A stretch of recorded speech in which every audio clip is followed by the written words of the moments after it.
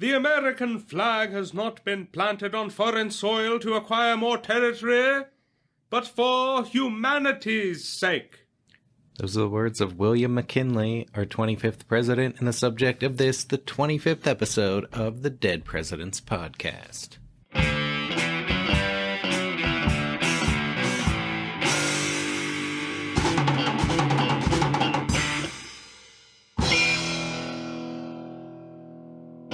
Welcome to the Dead Presidents Podcast. I am James J. Hamilton. And I'm Stephen Lincoln Douglas. Welcome to episode 25. It's William McKinley. It's the season 2 finale. We're going to see how we wrap up things. Hear this go on our educational journey through time together. That's right. And on this particular journey, we enter on the point in time of January 29th, 1843, in Niles, Ohio, the date of birth of William McKinley, Jr. That's correct. William McKinley, Jr. popped out of the womb the 7th of 9 children born to William McKinley, Sr. and Nancy Allison McKinley. William Sr. was a hard-working, blue-collar small businessman working in the production of pig iron and operating a series of small iron foundries in Ohio. He carried copies of the Bible, Shakespeare, and Dante with him to read in his spare time. Nancy, devout, thrifty, modest, and energetically devoted to her family and community. She encourages her children in academics and keeps a well-stocked family library and subscribes to the leading newspapers of the time, the McKinleys. Not messing around in terms of education here. Nope, and the McKinleys also not messing around in terms of religion. That's right. They are staunch members of the Methodist faith, very active in their church with McKinley's mother, Nancy, and her sister practically running the local church. William McKinley Jr. also becoming active in his own right, requesting his own baptism at the age of 16. His minister, Reverend Aaron Morton, later wrote that William McKinley Jr. was, quote, genial and pleasant, kind and obliging. His conversation was interesting and interspersed with glows of unusual light. He was always bright and was constantly saying things which attracted attention. One evening, without any excitement or previous intimation, he rose and announced his intention of leading a Christian life, saying that religion seems to me to be the best thing in all the world, and that God is the being above all to be loved and served. That's right. Religion is going to be a major aspect of McKinley's life and character, and his mother actually hopes that he is going to pursue a career as a minister and eventually become a Methodist bishop. McKinley's religion also strongly informs his sentiments as an abolitionist in the years leading up to the Civil War. Reverend Morton was active in the Underground Railroad and often preached anti-slavery sermons. Now, William McKinley Sr. is a Whig, and father and son would both become members of the new Republican Party. In 1860, Abraham Lincoln actually goes on to win 78% of the vote in McKinley's hometown. A Republican stronghold. Indeed. Well, when young William McKinley Jr. was 9 years old, his family moved to Poland, Ohio, where he was educated at a private academy. He was also, he was known as a popular, friendly, and gentlemanly young man who made sure to complete his studies before engaging in leisure activities. That's right, and upon his graduation in 1859, he enrolls at Allegheny College in Meadville, Pennsylvania, alma mater of the Dead President Podcast's son, James J. Hamilton. That's right. And there, McKinley is known as a diligent student, known for his, quote, winsome personality and his skill as a debater. In fact, they called him a master debater. That's right. In one debate, a fellow student argued in favor of Jefferson Davis as the next president of the United States, and McKinley, quote, turned sharply upon him with a retort that before that came to pass, McKinley himself would fight the Southerner on his native soil. Unlike James J. Hamilton, William McKinley never graduated from Allegheny College. Indeed. During his first year, he became plagued by ill health and a nervous disorder that developed into depression and forced him to return home before the end of the school year. He wrote, quote, I felt so much discouraged that it seemed I would never look forward to anything again. I was discontented for many, many months. It seemed to me that my whole life was to be spoiled by my unfortunate nervousness. Ouch. Well, I'm sure that's a sentiment that many of us feel. Yep. After a little bit of recuperation, his health returned, but then the economic recession that hit the country during President Buchanan's administration would hurt his father's business, and the family financial difficulties then prevented him from returning to college. Ouch. He later wrote to Allegheny College's president that not completing his studies was one of the greatest regrets of his life. And after he became a politician of national prominence, he would receive an honorary degree from the college, and much later would be honored as the namesake of McKinley's Dining Hall, where to this day, inebriated undergrads can obtain late-night chicken strips. That's just it. Quite a legacy. Absolutely. And that's going to bring us to the outbreak of the Civil War in 1861. McKinley scraped by, working as a teacher and a postal clerk until June 1861. By that time, Abraham Lincoln was elected, Southern states seceded from the Union, and Confederates fired on Fort Sumter. When Lincoln called for volunteers, McKinley said to his cousin William Osborne, quote, Bill, we can't stay out of this war. We must get in. His mother said, quote, well, boys, if you think it is your duty to fight for your country, I think you ought to go. McKinley, 18 years old, volunteered for a 3-year enlistment and was assigned to the 23rd Ohio Volunteer Regiment under the leadership of Major Rutherford B. Hayes, whom you probably know all about from episode 19 of this podcast. Now, McKinley greatly admires and respects Hayes, and Hayes is going to become something of a mentor both during and after the war. Not a bad guy to know. Not a bad guy to know. Well, in July 1861, McKinley's regiment is going to be sent to Western Virginia, where it helped to secure the territory that was soon to become West Virginia. That's correct. They saw their first action in September when they drove out a Confederate force under former U.S. Secretary of War, John Floyd. Yeah, and John Floyd, you'll remember, was the one accused of trying to ship arms to the South during Buchanan's administration. Yep. Pretty ignominious tenure. That's it. As Secretary of War. McKinley is going to be assigned to the Brigade Quartermaster's office, where he will work to supply his regiment. Over the winter, he filled in for an ill commissary sergeant, and in the spring was promoted to commissary sergeant in his own right. There you have it. In August 1862, the regiment, now under the command of Lieutenant Colonel Hayes, was transferred to the Army of the Potomac.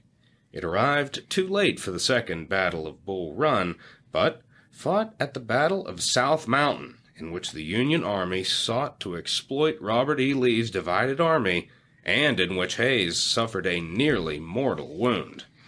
On September 17th, the 23rd Ohio fought in the Battle of Antietam, the bloodiest day in American military history.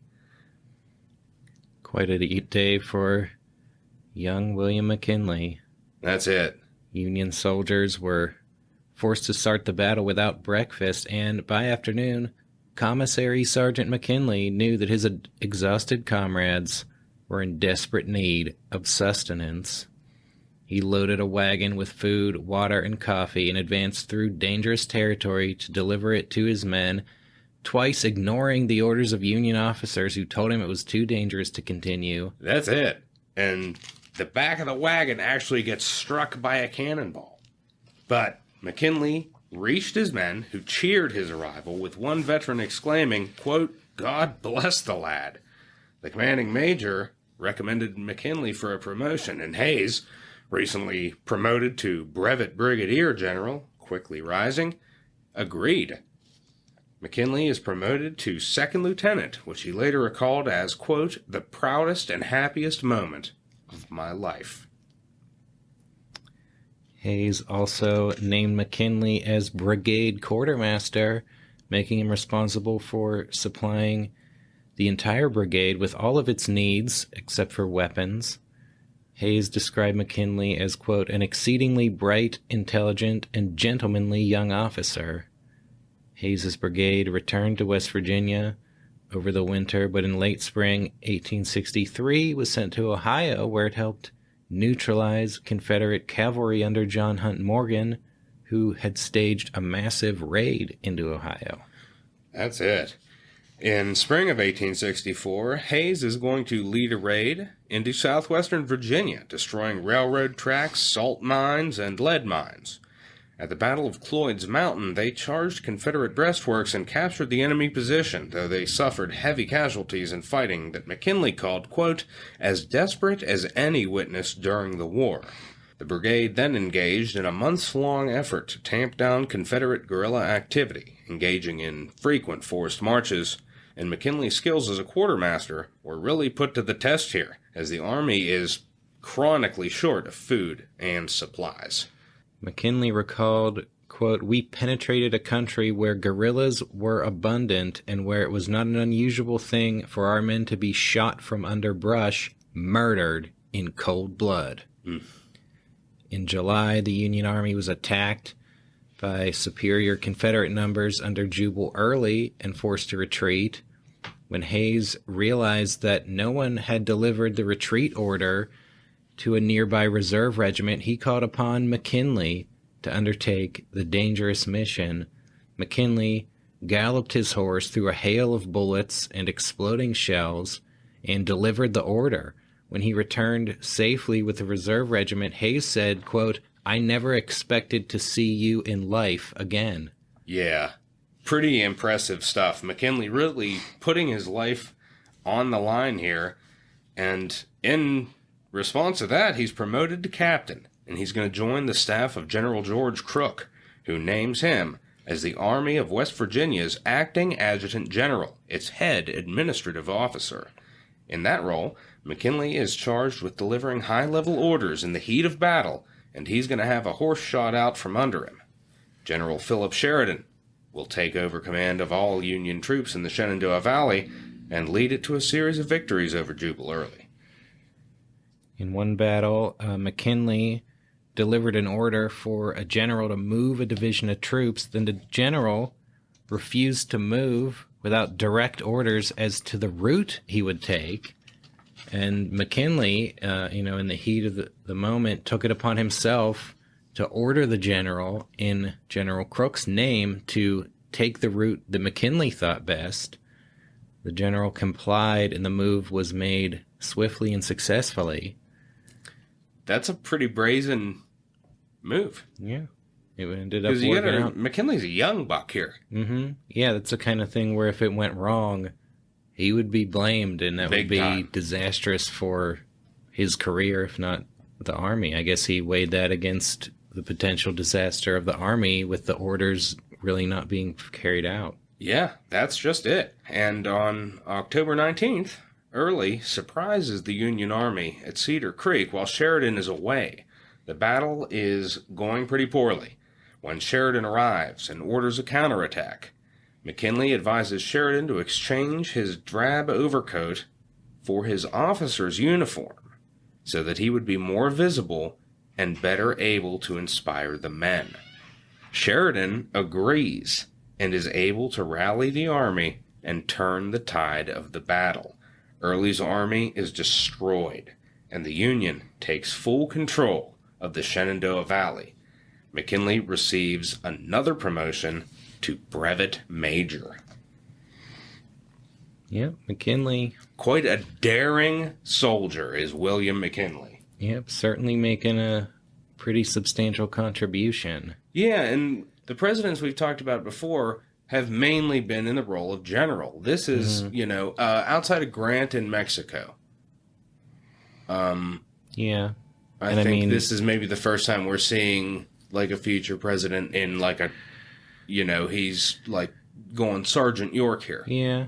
Well, we also talked about, I guess, Monroe in the Revolutionary War. That's true, yeah. But, yeah, as we're about to say here, McKinley, he's going to be the last president who's a Civil War veteran. That's it. And he's the only one of the presidents who would begin the Civil War as a private. Right. He ends up rising to major, but starting off at the bottom. Yes, indeed. So he gets promoted to major, and then, well, we're coming here to the end of the war, because by the time the armies emerge from their winter quarters in spring of 1865, the Confederacy is on its last legs. McKinley, seeing no more major action that year, getting transferred to Washington, D.C., where he and his regiment are mustered out of service. Superior officers encouraged him to apply for a commission in the professional peacetime army, but he declined and returned to Ohio. Although, for the rest of his life, he's going to prefer to be called Major over any of the political titles he achieved. That's it. More proud of being a major than of being a president, even. Yep. But we're going to see what exactly William McKinley here gets into after the Civil War when we come back from this word from our sponsors.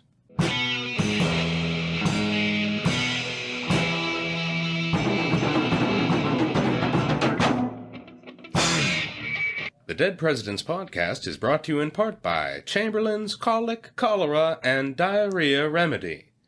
You assume no risk when you buy Chamberlain's because the druggist will refund your money if you're not satisfied after using it. It is everywhere admitted to be the most successful remedy in use for bowel complaints, and the only one that never fails. It is pleasant, safe, and reliable. But don't take our word for it. Here's a testimonial from A.E. La Follette of Gregory Landing, Missouri. Quote, I am sure that Chamberlain's colic, cholera, and diarrhea remedy at one time saved my life. I was in such bad shape that the doctors said I could not live. When I was in the lowest ebb, one of my neighbors gave me a bottle of Chamberlain's, and I took it and got instant relief. I soon got up and around. That was 9 years ago, and I am still in good health. Since then, the medicine has always been in my house, and always will be. It is the best on earth. Still not convinced? Mr. A. Sanders, writing from Coconut Grove, Florida, says there has been quite an epidemic of diarrhea there. He had a severe attack and was cured by 4 doses of Chamberlain's. He says he also recommended it to others, and they say it is the best medicine they ever used. Listeners, when diarrhea reaches epidemic proportions, Chamberlain's is the only remedy capable of handling it. It's literally a lifesaver. If not for Chamberlain's, A.E. La Follette would be dead as a doornail, and Coconut Grove, Florida would be totally submerged in a biblical scale flood of liquid shit. If you want to stay alive and keep your head above the rising tide of diarrhea water, pick up a bottle of Chamberlain's today. It is the Noah's Ark of diarrhea remedies. That's a message from our sponsor, Chamberlain's Colic, Cholera, and diarrhea remedy. We're also proud to be sponsored by Rattlesnake Pete, who has an important message for our listeners. The cure for almost every ill, which human flesh is heir to, may be found in the serpent. Of all snake remedies, rattlesnake oil is far and away the most wonderful. It'll keep the joints limber, cure deafness if dropped in the ear, ease sprains as nothing else will, and straighten our fingers that have become stiff after an accident. Only a little while ago, I had a case of that kind. I met a man who had a regular claw hand from a burn. He used rattlesnake oil under my direction, and it lengthened the withered tendons and softened the muscles marvelously. Today his hand is almost as sound and limber as it ever was.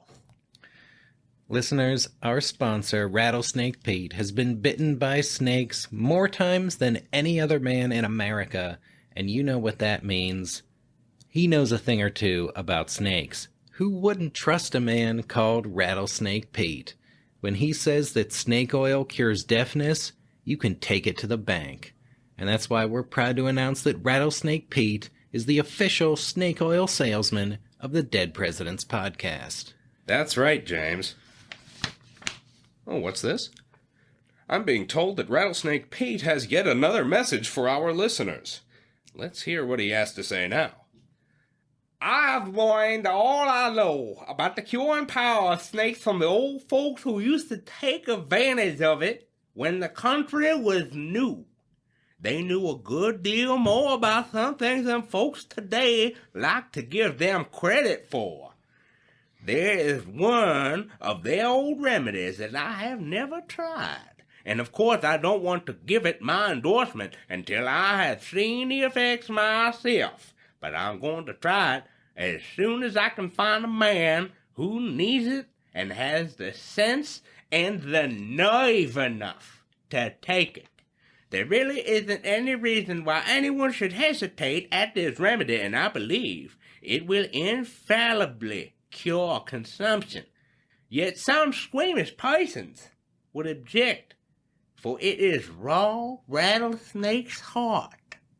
The first time I could find anyone with consumption who will swallow a snake's heart whole, I shall kill one of my rattlers, cut out the heart, and give it to the patient. The heart should be taken into the system before it has stopped beating, and as I have said, I feel confident it will cure the worst possible case of consumption. If you're like a lot of our listeners, you've long suffered from the chronic ailment of consumption, also known as tuberculosis, the old TB. But not anymore. Rattlesnake Pete is offering one lucky listener the chance to be on the cutting edge of medical science and confirm a new, untested, yet practically guaranteed cure for consumption. All you have to do is stand by while Rattlesnake Pete kills one of his vast menagerie of rattlesnakes, then you eat its still-beating heart and, boom, your consumption is gone forever. That sounds like a pretty sweet deal, and I'm sure that our consumptive listeners will be lining up at Rattlesnake Pete's door for a chance to take in the cure. If his name weren't Rattlesnake Pete, I'd almost think he'd run out of rattlesnakes with an offer like this. That's a message from our sponsor, Rattlesnake Pete. And now, back to the show.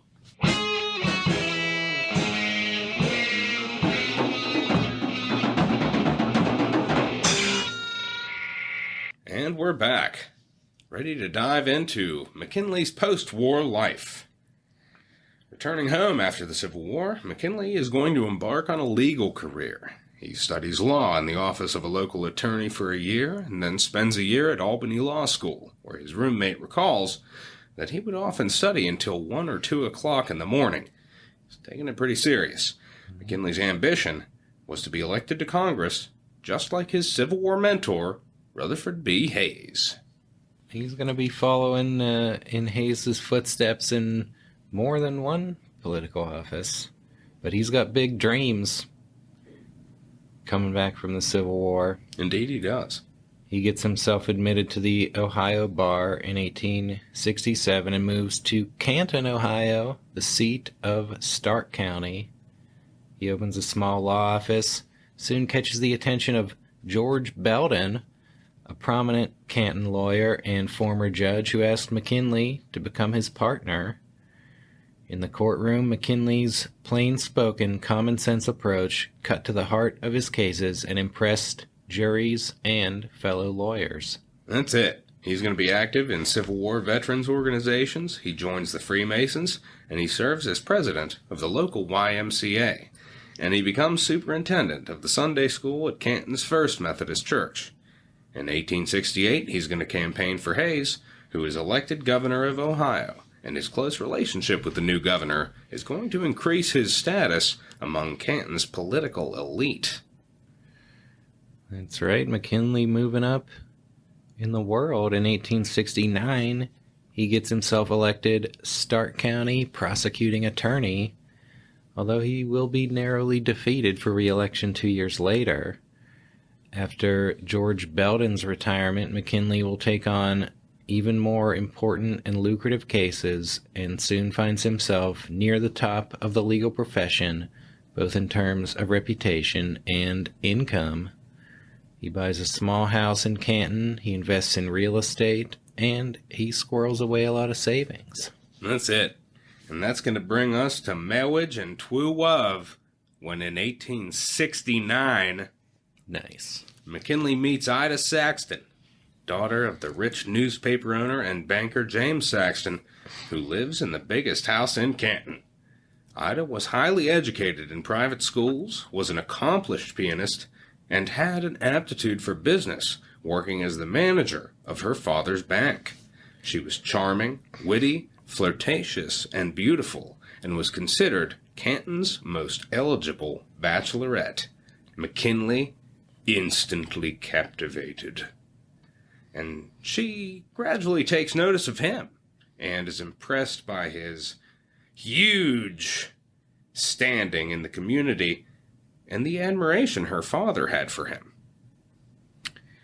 That's right. In the fall of 1870, he asked her to marry him, and she said yes. Her father said, quote, "You are the only man I have ever known to whom I would entrust my daughter." Nice.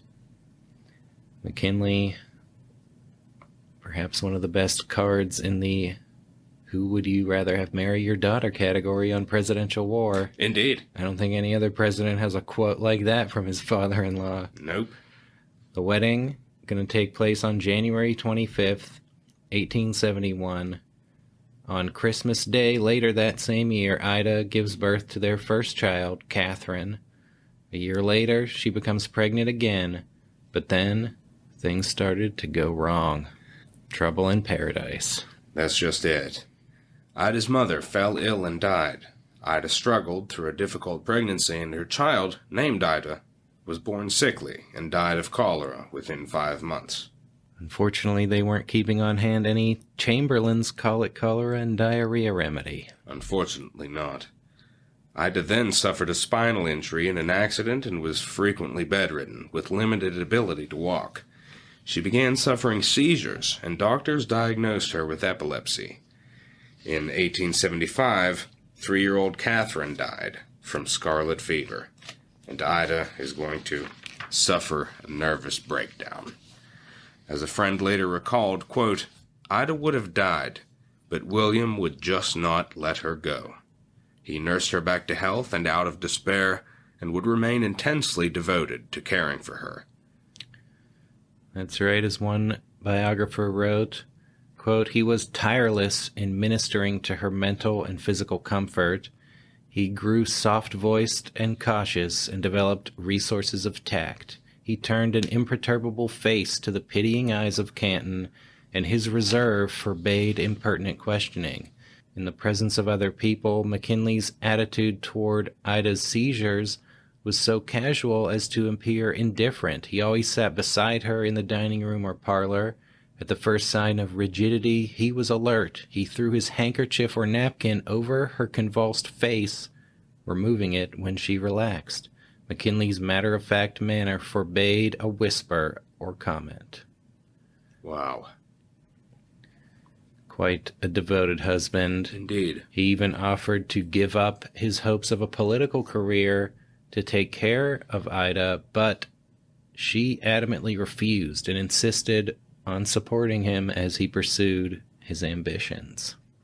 In the face of this adversity, though, McKinley's political aspirations are going to receive a boost in 1876 when he takes on a high-profile legal case. A coal miners' strike had erupted into violence when 23 miners were arrested and charged with rioting. Other lawyers refused to take the case, but McKinley won acquittals for all but one of the miners. When the miners pooled money to pay him, he refuses to accept it. Already known as friendly to business interests, he's going to earn a reputation as a friend of labor as well. He's making all the right moves. He really is. Well, that same year, 1876, he lands himself the Republican nomination for Ohio's 17th District in the U.S. House of Representatives. He's in a campaign for himself, as well as campaigning for Rutherford B. Hayes, who is the Republican nominee for president. And while Hayes will prevail by one electoral vote in a bitterly controversial election, McKinley will win a seat in the House by a comfortable 3,300 vote margin. That's it. And that brings us to McKinley's career in the House of Representatives. His friendship with the new president made him a frequent visitor at the White House, but it does him little favors in Congress, where Hayes is pretty unpopular with Republican leaders. His influence as a freshman representative in the Democrat-controlled House was limited, but he slowly makes a name for himself. He becomes a strong advocate for protectionist tariffs, arguing that protectionism was essential to American industries and was the reason for the high wages enjoyed by American laborers. McKinley's native Ohio provides him with first-hand experience of America's growing industrial prowess, and his deep study of the issue makes him the most well-versed tariff advocate in Congress. He went on to note how Britain's emergence as an industrial powerhouse in the early 1800s was bolstered by heavy tariff protectionism. That's right, and McKinley was also a supporter of currency bimetallism, going to be a major issue for the whole of his political career, really. Indeed. We've talked about it a lot on previous episodes, but after the gold standard was codified in 1873, silver advocates sought a restoration of silver coinage in 1878. McKinley voted for the Bland-Allison Act, which mandated a moderate level of silver coinage. President Hayes, a staunch gold standard man, vetoed the bill, and McKinley voted against his mentor and with the congressional majorities that overrode the veto. That's it. McKinley will be his own man. That's right. Also in 1878, McKinley is going to be reelected to a second term despite efforts of Ohio Democrats to gerrymander his district against him. In 1880, he wins a third term, while James Garfield's election as president created a vacancy on the powerful House Ways and Means Committee, and McKinley is going to be the man selected to fill it. He's moving on up.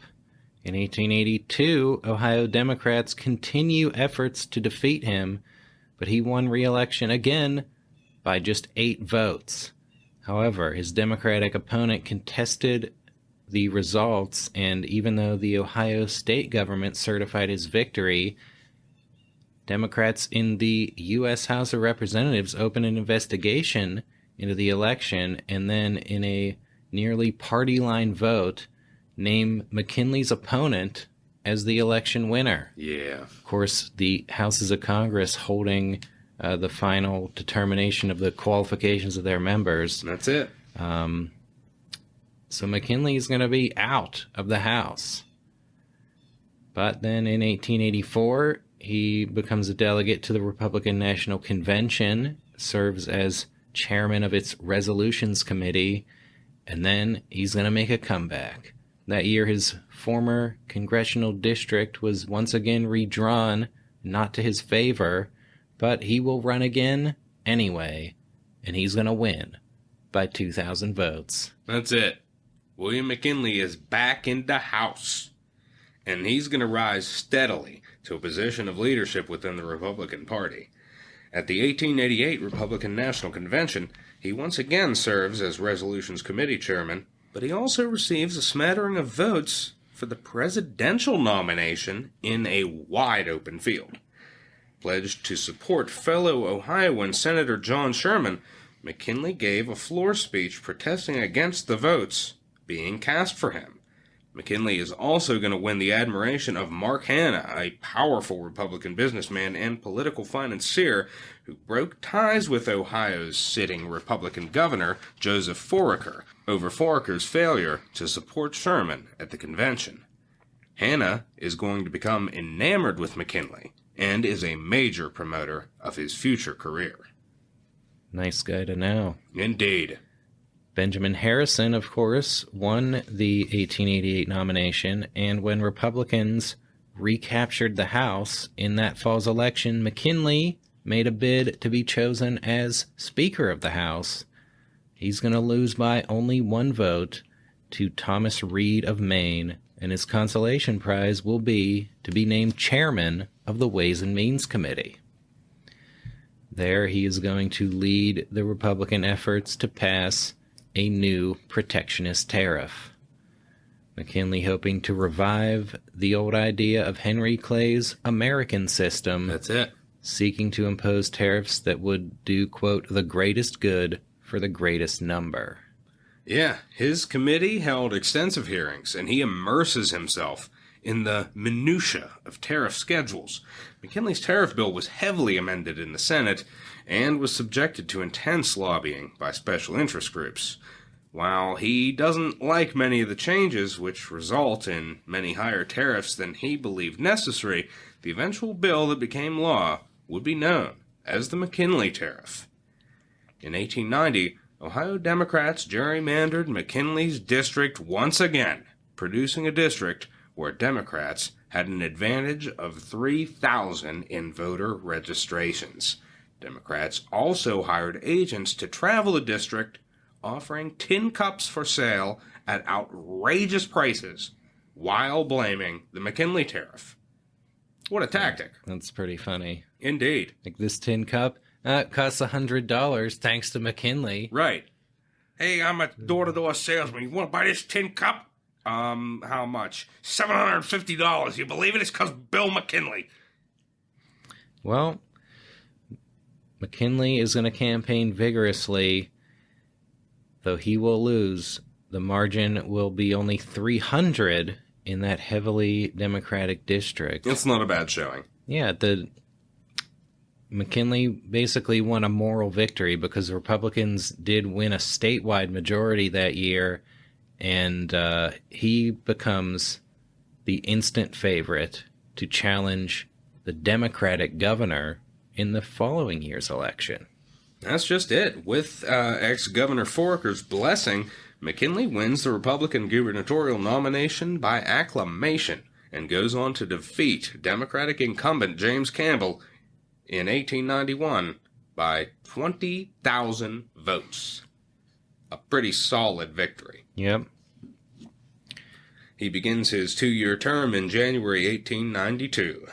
The Ohio governorship was not a powerful office, and it lacks veto power. But with Ohio a key swing state, its governor is potentially a major figure in national politics. Now, we've talked about this before. The governorship, still not an incredibly powerful position at the time. Yeah, a lot of states not having powerful governors, and many future presidents who served as governor didn't have a lot of power, including Rutherford B. Hayes, who was in this same office a handful of years earlier. McKinley's actions as governor, though, will bolster his reputation as a friend of labor. In the House, he had unsuccessfully proposed a national system of arbitration for labor disputes. As governor, he proposed similar legislation for Ohio and secured its passage, along with a bill imposing fines on businesses for preventing employees from joining unions. And this is, coming up. We're almost going to hit the Panic of 1893 here. Yeah. In times of huge labor unrest, as you recall from the previous second Cleveland episode. Right. And Benjamin Harrison failing to get reelected in large part because labor really wasn't buying into him. McKinley taking a different tact, and he's going to maintain his pro-labor reputation alongside his pro-business reputation. It's going to be a really formidable combo. Absolutely it is. Yeah, because he also, in addition to pro-union legislation, he's also supporting a bill to impose taxes on corporations as governor of Ohio. This is a guy who, when you look back at him historically, one of the things that is commonly just bandied about him is that he's just like totally pro-business. But yeah. Well, that's going to bring us to the 1892 Republican National Convention, where Bill McKinley attends as a rising star within the party. President Harrison seeking re-election, but many party leaders, especially machine bosses, not too satisfied with him, and they hope to replace him with Secretary of State James G. Blaine. With the effort to promote Blaine falling apart on the eve of the convention, some looked to McKinley as an alternative. Harrison's supporters got McKinley chosen as chairman of the convention, so he was cast in a role of neutrality, and though he did nothing to promote himself, he came in a distant second place behind Harrison, who was renominated on the first ballot. So certainly making a mark here is McKinley. That's right. The entire Ohio delegation voted for McKinley except for one vote. That was McKinley himself voting for Harrison. Harrison, of course, defeated by Grover Cleveland in the Great Cleveland Comeback. And then we got the Panic of 1893, striking the nation, sparking a 4-year depression, and hitting McKinley pretty close to home. Indeed. He had co-signed as a guarantor on business loans for an old friend, Robert Walker, who turned out to have been somewhat of a swindler. This economic collapse ruined Walker, and McKinley became personally liable for a whopping $130,000 in loans. He initially considered resigning the governorship to return to the practice of law where he could earn more money, but a group of wealthy supporters, led by Mark Hanna, organized a trust to repay the money, with McKinley remaining in the dark as to the identity of most of the contributors. That's it. Pretty interesting stuff. Yeah. And, though some political opponents are going to later criticize him for it, voters who feel the sting of the recession themselves are generally sympathetic. Yeah. In November 1893, McKinley is reelected to a second term by a huge margin. In 1894, a major coal miners' strike breaks out across Ohio. McKinley is initially going to resist calls to send in the militia, but he agrees to do so after the strikers begin seizing coal trains. Maybe think about the part here where it says he initially resists calls to send in the militia, but then buckles and does so. That might come up again. Who knows? Yeah. Well, he's reluctant to employ the use of force. He did, of course, see a lot of it up close and personally. And once the troops were sent in, he was very carefully monitoring them. He would stay up late into the night, stand by the telegraph to issue orders and review the situation. One historian wrote that McKinley found sending in troops to be, quote, something of a traumatic experience. Yeah. He knew the miners there, had campaigned among them, and had overcome the religious animosity that Catholic and Lutheran miners harbored towards his party. When the winter arrived and many of the strikers were left hungry and destitute, McKinley personally ordered supplies and agreed to pay for them himself, launching a statewide charitable effort that distributed money, food, and clothing to thousands of miners and their families. That's just it. And for the 1894 midterm elections, McKinley campaigns nationwide for congressional Republicans, giving speeches in over 300 cities and raising his national profile. In a landslide victory, Republicans regained control of both houses of Congress.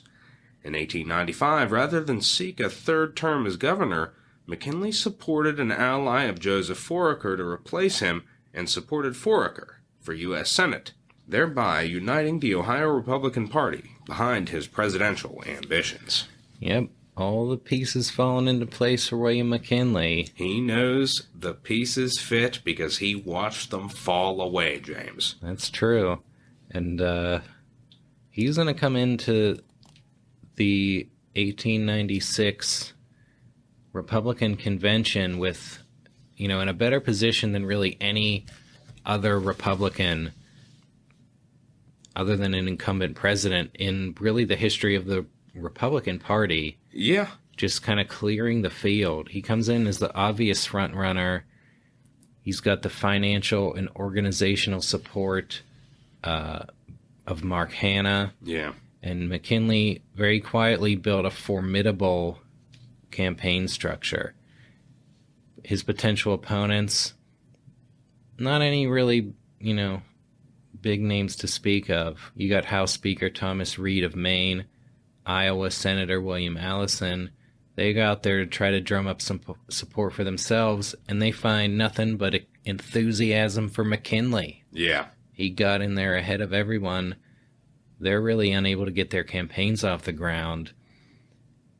That's it. And his status here as the clear frontrunner also enables him to rebuff party machine bosses. When Matthew Quay of Pennsylvania and Thomas Platt of New York demand cabinet seats in exchange for their support at the convention, McKinley politely declines. Without any obvious rival to rally around, party bosses hope to throw a wrench in McKinley's prospects by offering up a host of favorite son candidates, including Reed, Allison, Quay, and New York Governor and former Vice President Levi Morton, but their efforts were futile. When the convention opens in St. Louis, McKinley wins the nomination on the first ballot with 661 votes, Reed coming in second with just 84. For the vice presidential nomination, Hanna was instrumental in the selection of Garrett Hobart, an influential New Jersey state legislator and corporate lawyer. Yep. You may remember Garrett Hobart from our list of top 5 accomplished vice presidents. Yep. Well, with the nomination in place, McKinley is going to go into the general election. Who is his opponent? Well, the Democratic Convention rejected the Eastern pro-business, pro-gold standard policies of the Cleveland administration and nominated a free silver populist, former Nebraska Representative William Jennings Bryan, who electrified the convention with his legendary Cross of Gold speech, declaring, quote, "You shall not press down upon the brow of labor this crown of thorns. You shall not crucify mankind upon a cross of gold." Yeah, pretty famous speech. And there are recordings of that on YouTube that you could listen to. And funnily enough, there are some clips of William Jennings Bryan where they have it saying it's Grover Cleveland, but it's not. It's Bryan. It's from the Cross of Gold speech. The pro-silver third-party populist party is going to unite with Democrats by nominating Bryan as well. Most of the silver-producing western states, as well as the solid South, are clear Bryan territory, while McKinley is expected to dominate the Northeast. The election is going to be decided in the battleground of the Midwest. McKinley's long experience there made him the ideal Republican to appeal to traditional Democratic constituencies like Catholics and German immigrants, and his pro-labor reputation prevents him from being caricatured as a tool of big business. Bryan, meanwhile, is going to embark on a barn-storming speaking tour, giving 500 speeches in 100 days and traveling 18,000 miles by rail. Well, McKinley, on the other hand, stayed at home in Canton and conducted a front porch campaign, giving carefully prepared addresses to delegations of supporters. The Republican campaign coffers swelled with donations from wealthy pro-business interests. A host of Republican speakers, including Theodore Roosevelt, traveled the country campaigning on McKinley's behalf, with many criticizing Bryan as a dangerous radical. That's it. Silver versus gold was the central issue of the election, with Garrett Hobart stating that, quote, an honest dollar worth 100 cents everywhere cannot be coined out of 53 cents worth of silver plus a legislative fiat. Such a debasement of our currency would inevitably produce incalculable loss, appalling disaster, and national dishonor. That's it. Republicans are going to print fake dollar bills with Bryan's face that said, quote, in God we trust, for the other 53 cents. Many Eastern Democrats, including Grover Cleveland, refused to support Bryan, as do many Democratic newspapers, excluding those run by William Randolph Hearst, whose family fortune is based on silver mines. Bryan's pro-silver message had little appeal for industrial workers, and McKinley dominated urban areas. He won a greater percentage of Catholics, German immigrants, and Union members than any Republican in recent memory. That's right. McKinley won 51% of the popular vote against just under 47% for Bryan, and that's going to give McKinley the Electoral College 271 to 176.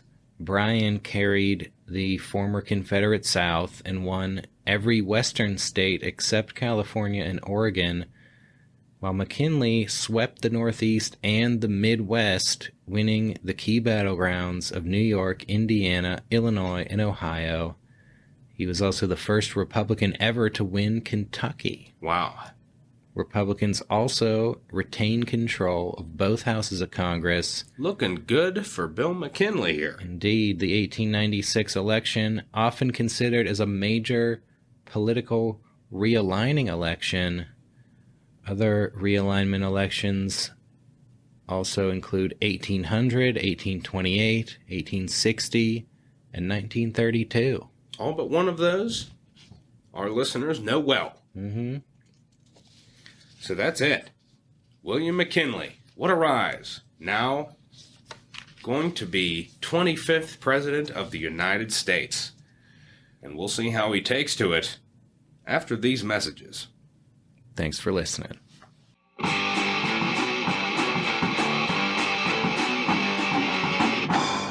The Dead Presidents Podcast is brought to you in part by C.W. Parker, who publishes this important message. Some unprincipled renegade stole 50 feet of fine garden hose from C.W. Parker's lawn last night. Mr. Parker will give a $25 reward for information leading to the arrest and conviction of the thief. It is about time this sort of thieving was stopped. Listeners, there's $25 in it for you if you can help find the low-down son of a bitch who stole C.W. Parker's garden hose. Be on the lookout for someone with a lush, well-watered garden.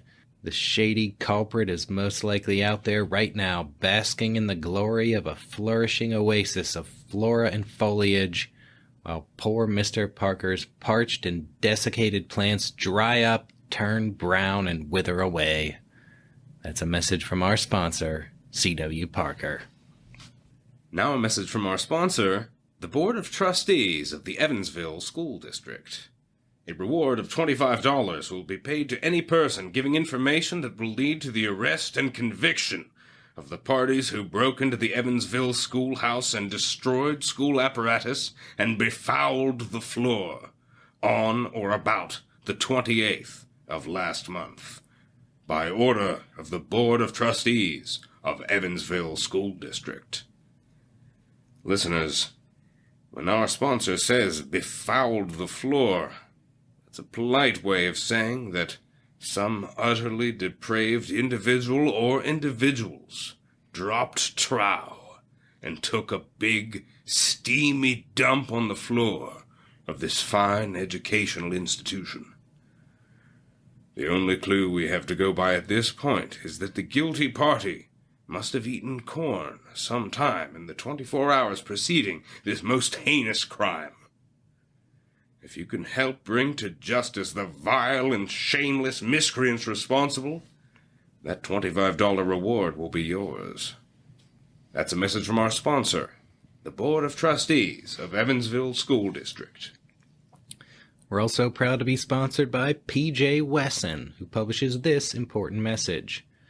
I will pay a $25 reward for evidence that will lead to the conviction of the parties killing my turkeys on Wednesday of last week. I will also pay $10 each for evidence to convict any person who has killed or may in future kill any of my turkeys or stock. These rewards will not be withdrawn. Listeners, with Thanksgiving coming up, how in the heck is P.J. Wesson supposed to make a living if his turkeys are wantonly murdered by some filthy piece of human garbage? Those turkeys were being plumped up in order to grace some family's Thanksgiving table, but instead they're laying out in the field all Wednesday night, rotting in a pool of their own blood, just because some pathetic loser has nothing better to do than sneak around taking pot shots at someone else's property. P.J. Wesson has had enough of this bullshit and has offered a standing reward for anyone killing his stock. Whoever did this, you know who you are, and now there's a price on your head. That's a message from our sponsor, P.J. Wesson. And now, back to the show.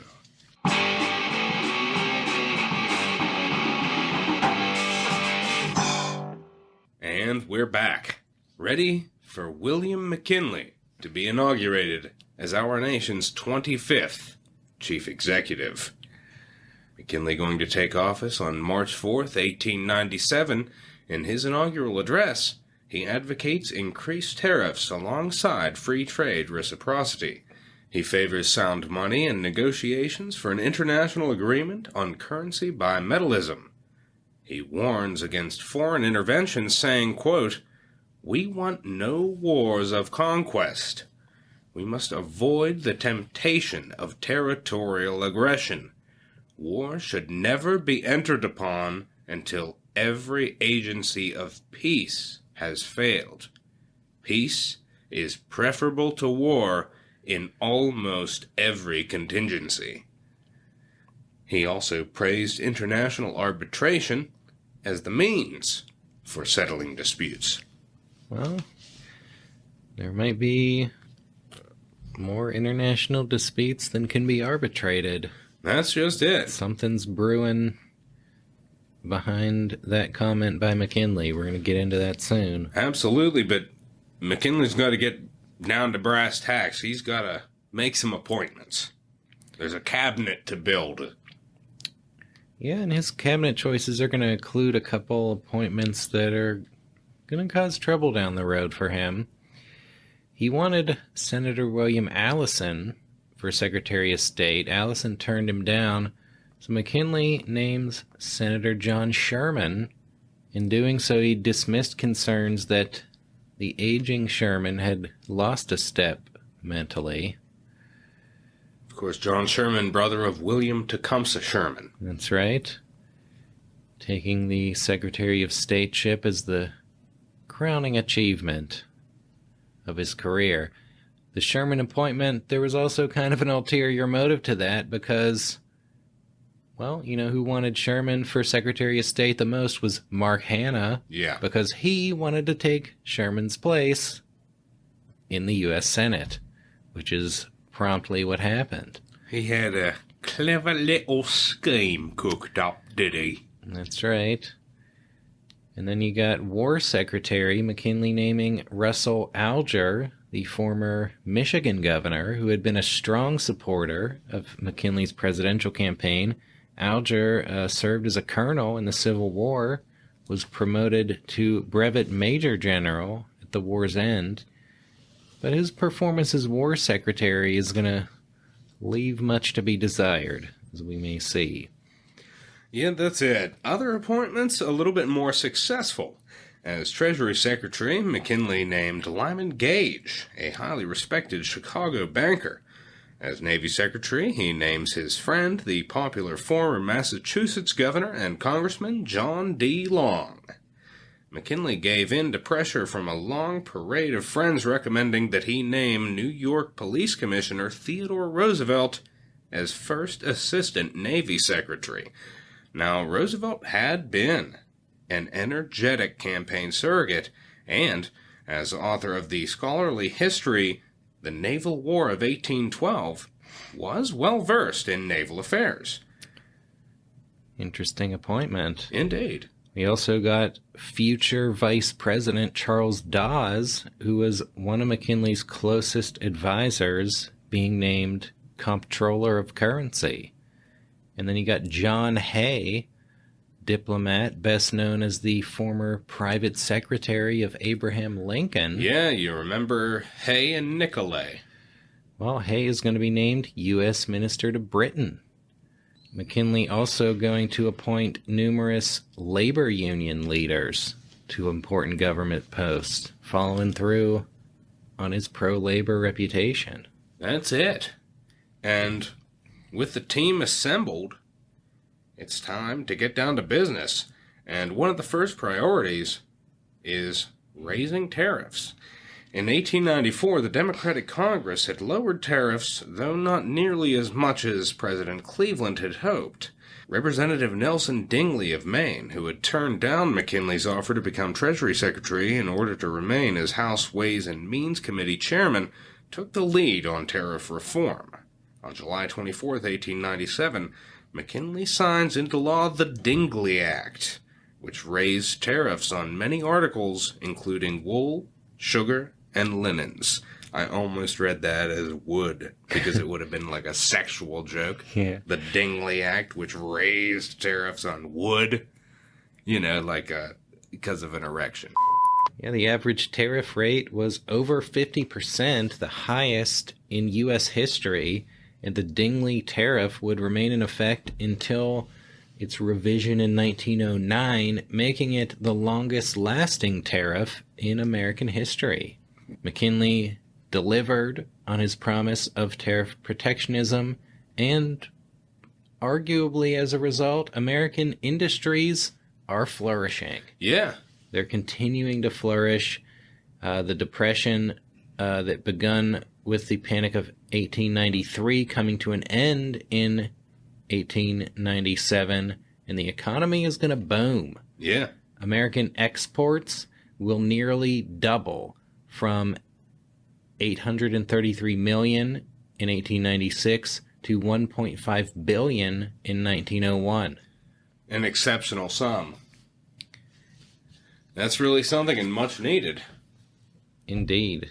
The country roaring out of that little depression.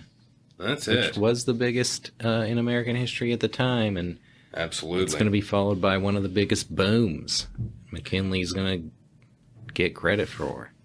That's right. But, of course, not all can be sunshine and rainbows.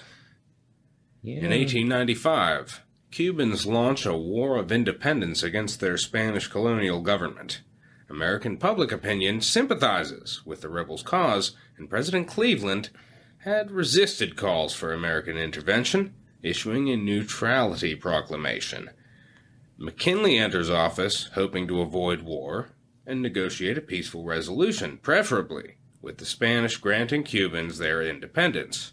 However, Spain remains adamantly opposed to Cuban independence, and the situation in Cuba degenerates into a humanitarian crisis. In late 1897, McKinley arranges for food and medicine to be sent to Cuba. Meanwhile, as these calls for intervention grow louder, Theodore Roosevelt and Senator Henry Cabot Lodge, amongst the most prominent of the war hawks.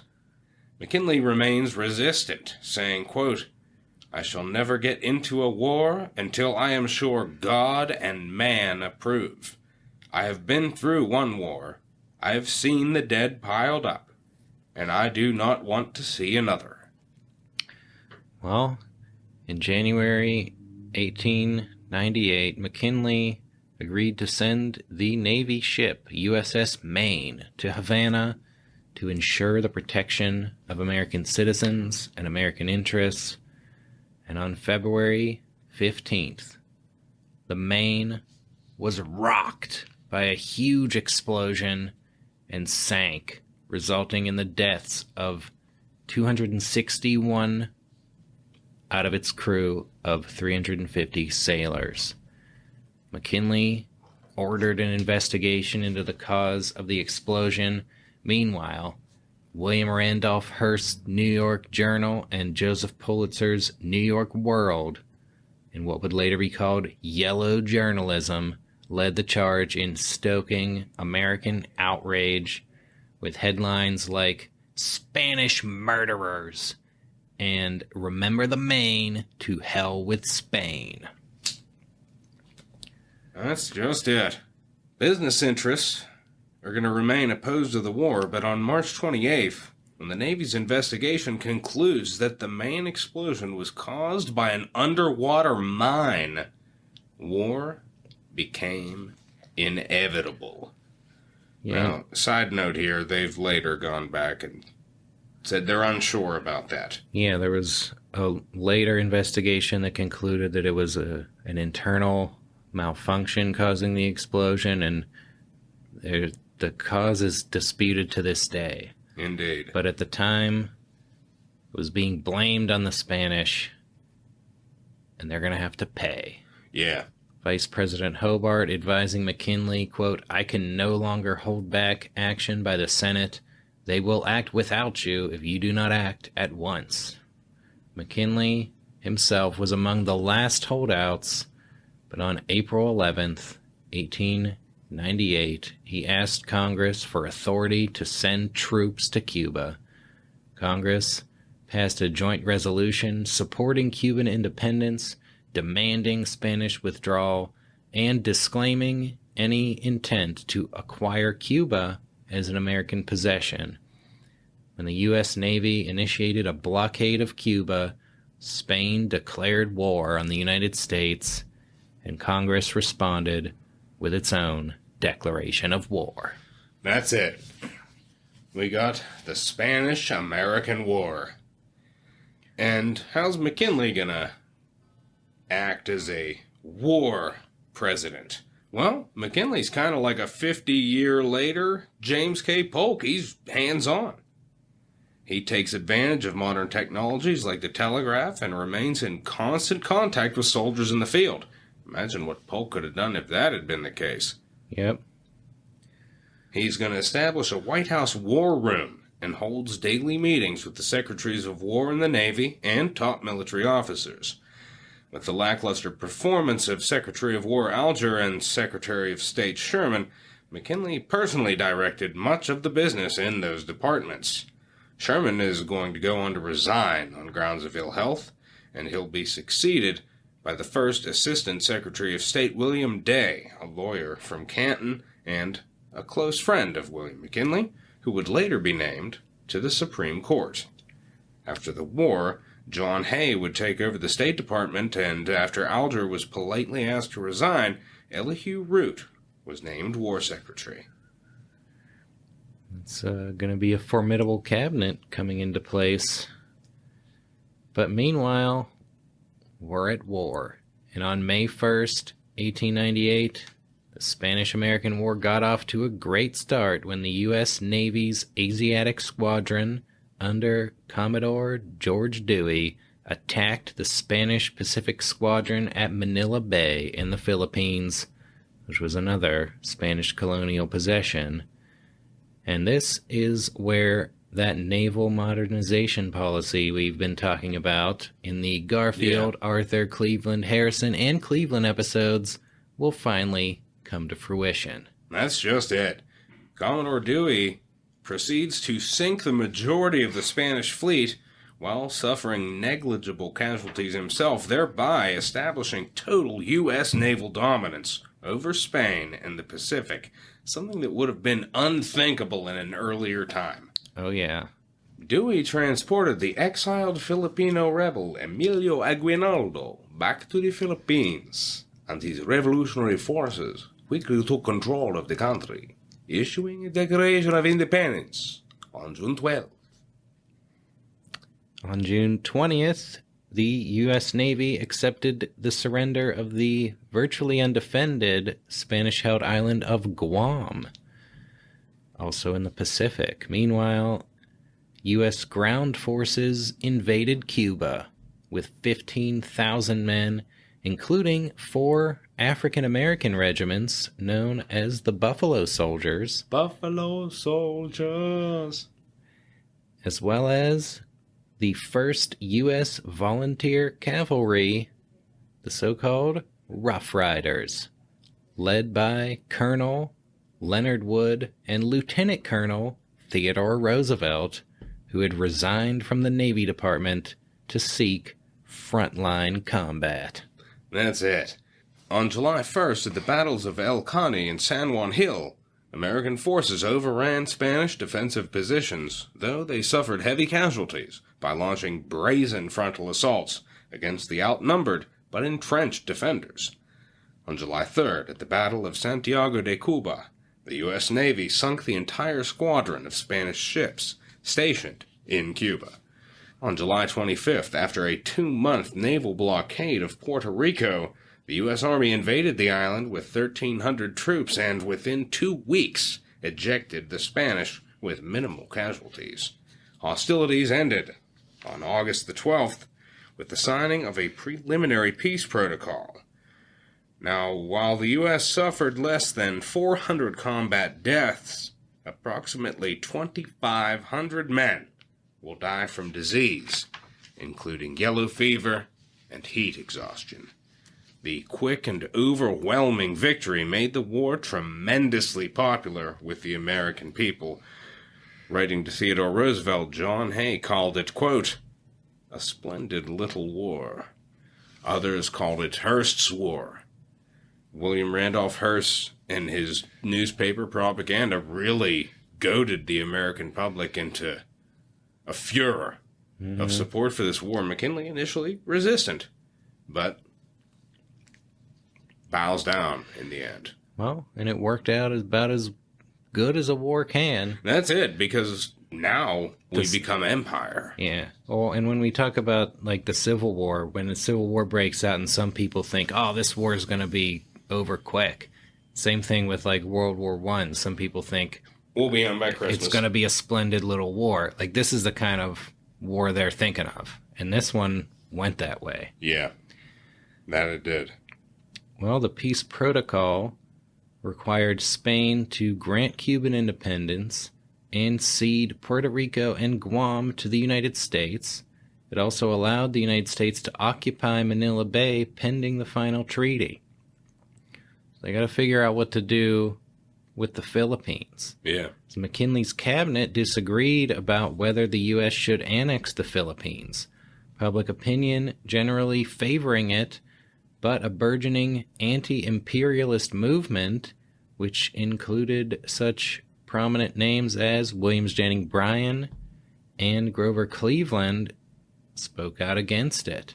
That's it, and McKinley has no rapacious desire for imperial possessions, but he does realize that if the U.S. doesn't keep the Philippines, the expanding imperial powers of Japan or Germany are going to take it over.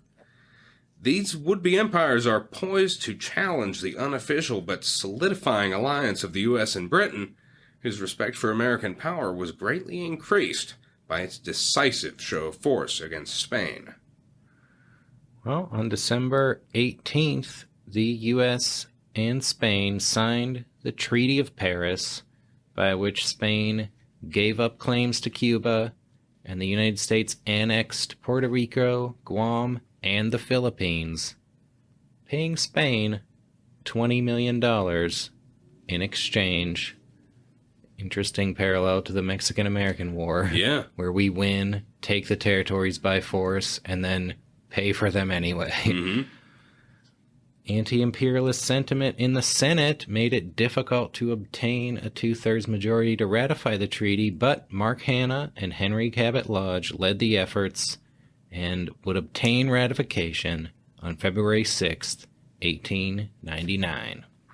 That's it. And of course, we've talked about with James K. Polk and Franklin Pierce. They both had been eyeing Cuba. Mm-hmm. Yes. Now here it is. Right. Pre-Civil War, Southerners had their eye on Cuba as a new slave state. Yeah. But here here Cuba gets independence. We're not taking Cuba. Yeah. We do get that 100-year lease on Guantanamo Bay, which is going to come up in episode 43. Yeah. A long dormant spoiler alert. Right. But Cuba is independent. But we get Puerto Rico, Guam, and the Philippines. And that's not all. That's separate from the war. Yeah, and we've talked about this a little bit in the previous episodes. Hawaii has been coming up. Mm-hmm. So in addition to these new territories obtained from Spain, the U.S. had also annexed Hawaii. In 1893, an American-aided coup d'etat had overthrown Hawaiian Queen Liliuokalani, and the new republic requested annexation by the U.S. In the closing days of his administration, President Benjamin Harrison sent the annexation treaty to the Senate for ratification, but incoming President Grover Cleveland withdrew it from consideration. Upon taking office, McKinley renews the push for annexation, and a new annexation treaty with the Republic of Hawaii was drafted in June 1897, though it's still facing some Senate opposition. That's right. A Senate Foreign Relations Committee report recognized Hawaii as, quote, the naval key of the Pacific, and argued that the question over annexation boiled down to whether the United States or Japan would control Hawaii. When the Republic of Hawaii, which had a sizable Japanese population, barred further Japanese immigration in early 1897, Japan had sent a warship to threaten Hawaii, and the United States responded with 3 warships of its own. Well, upon the outbreak of the Spanish-American War, the need for Pacific naval bases became abundantly clear, and with Japanese warships lingering menacingly around Manila Bay in the aftermath of the battle there, opposition to Hawaii annexation crumbled.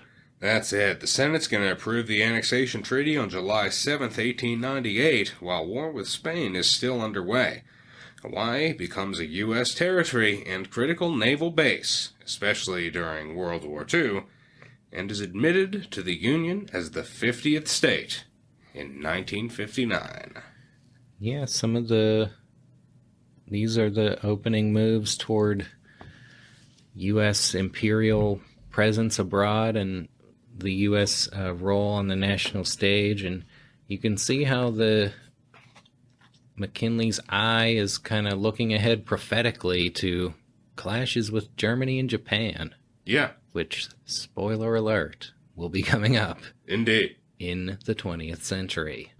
Well, but, skirt! We gotta switch tracks here. Yeah. Back to the Philippines. Yeah, imperialism, not all fun and games. Of no, course, it certainly isn't. Has a dark side.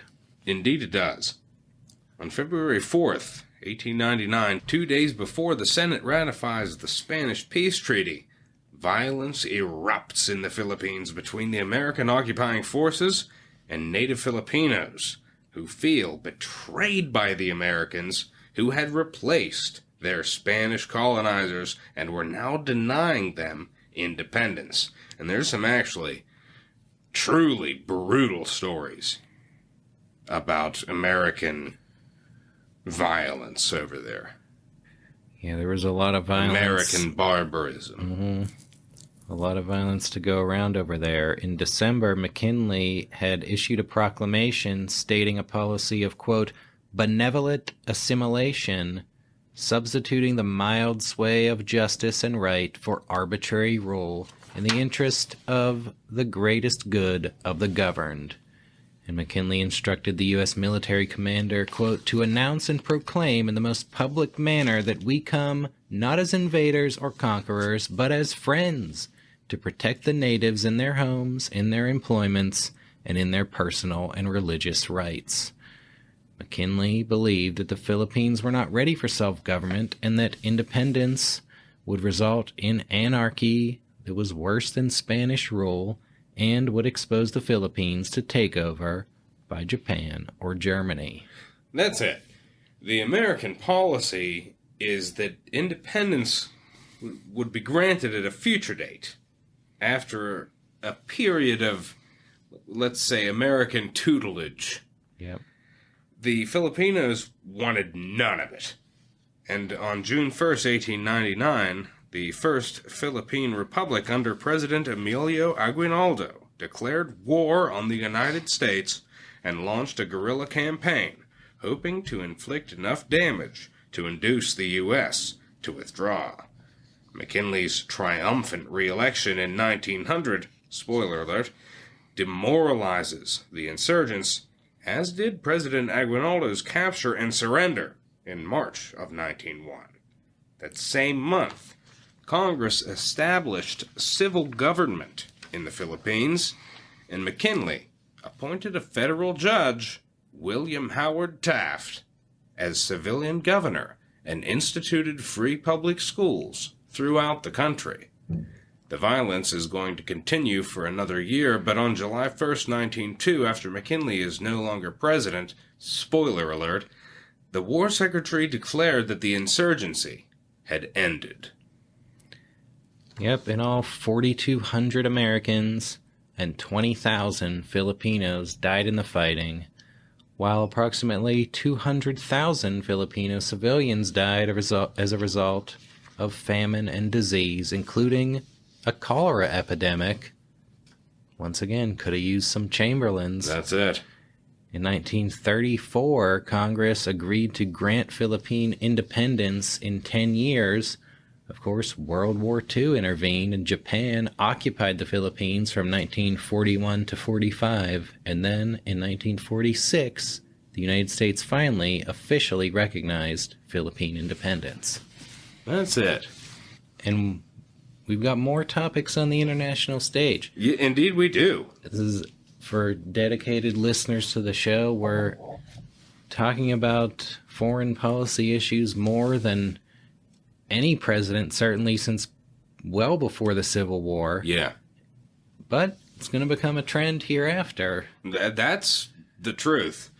Following the victory of the Spanish-American War, the U.S. seeks to increase its commercial presence in the Pacific.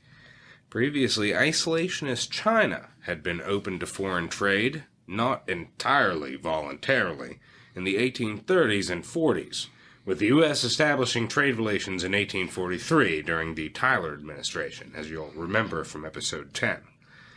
Now, with European colonial powers greedily carving up Africa, the U.S. seeks to prevent the same thing happening in China. Yep, in September 1899, Secretary of State John Hay circulated the so-called Open Door Note among European powers, urging them to keep China open to free trade and for each country to keep its Chinese sphere of influence open to all countries. Well, before the open door policy could really get a fair trial, the Boxer Rebellion erupts in China. And this is quite a ordeal. It is. After China's humiliating defeat at the hands of Japan in the Sino-Japanese War of 1895, in which Japan took control of Korea and established itself as the preeminent Asian power, there is a backlash in China against foreign and Christian influence. Yeah.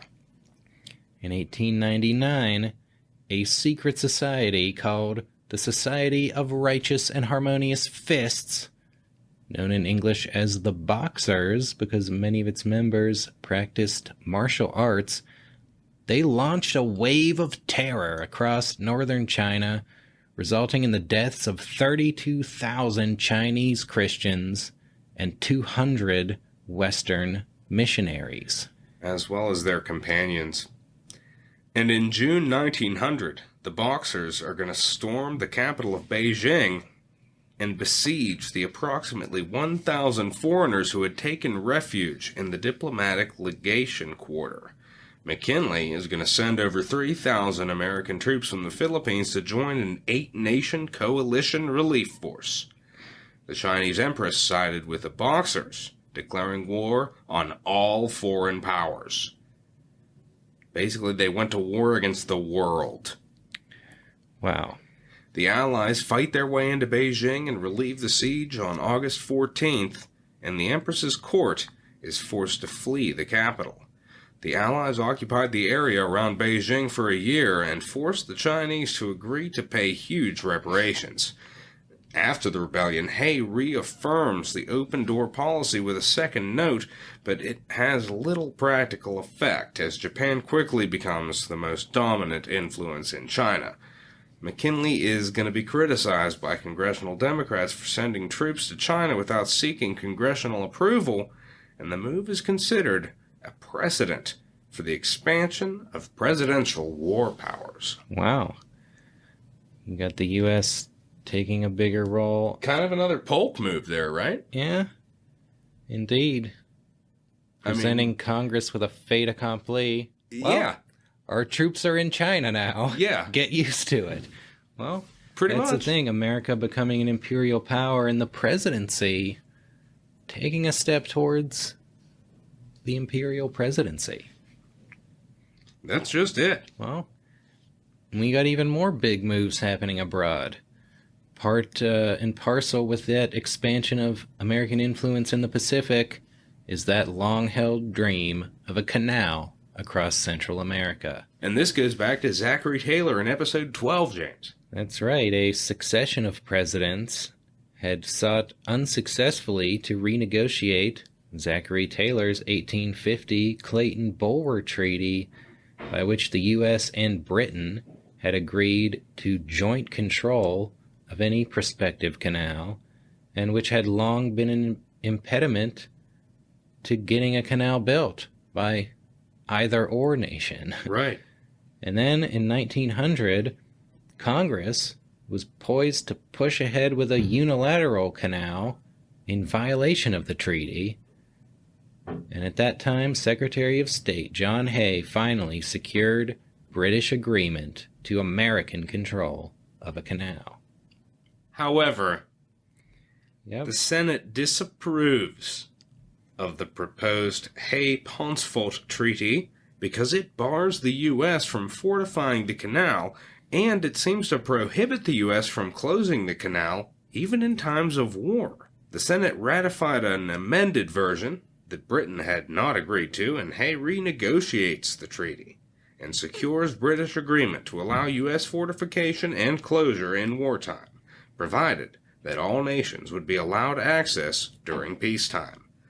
The treaty will be ratified in November 1901, and it's going to open the door to the construction of the Panama Canal, which begins in 1904.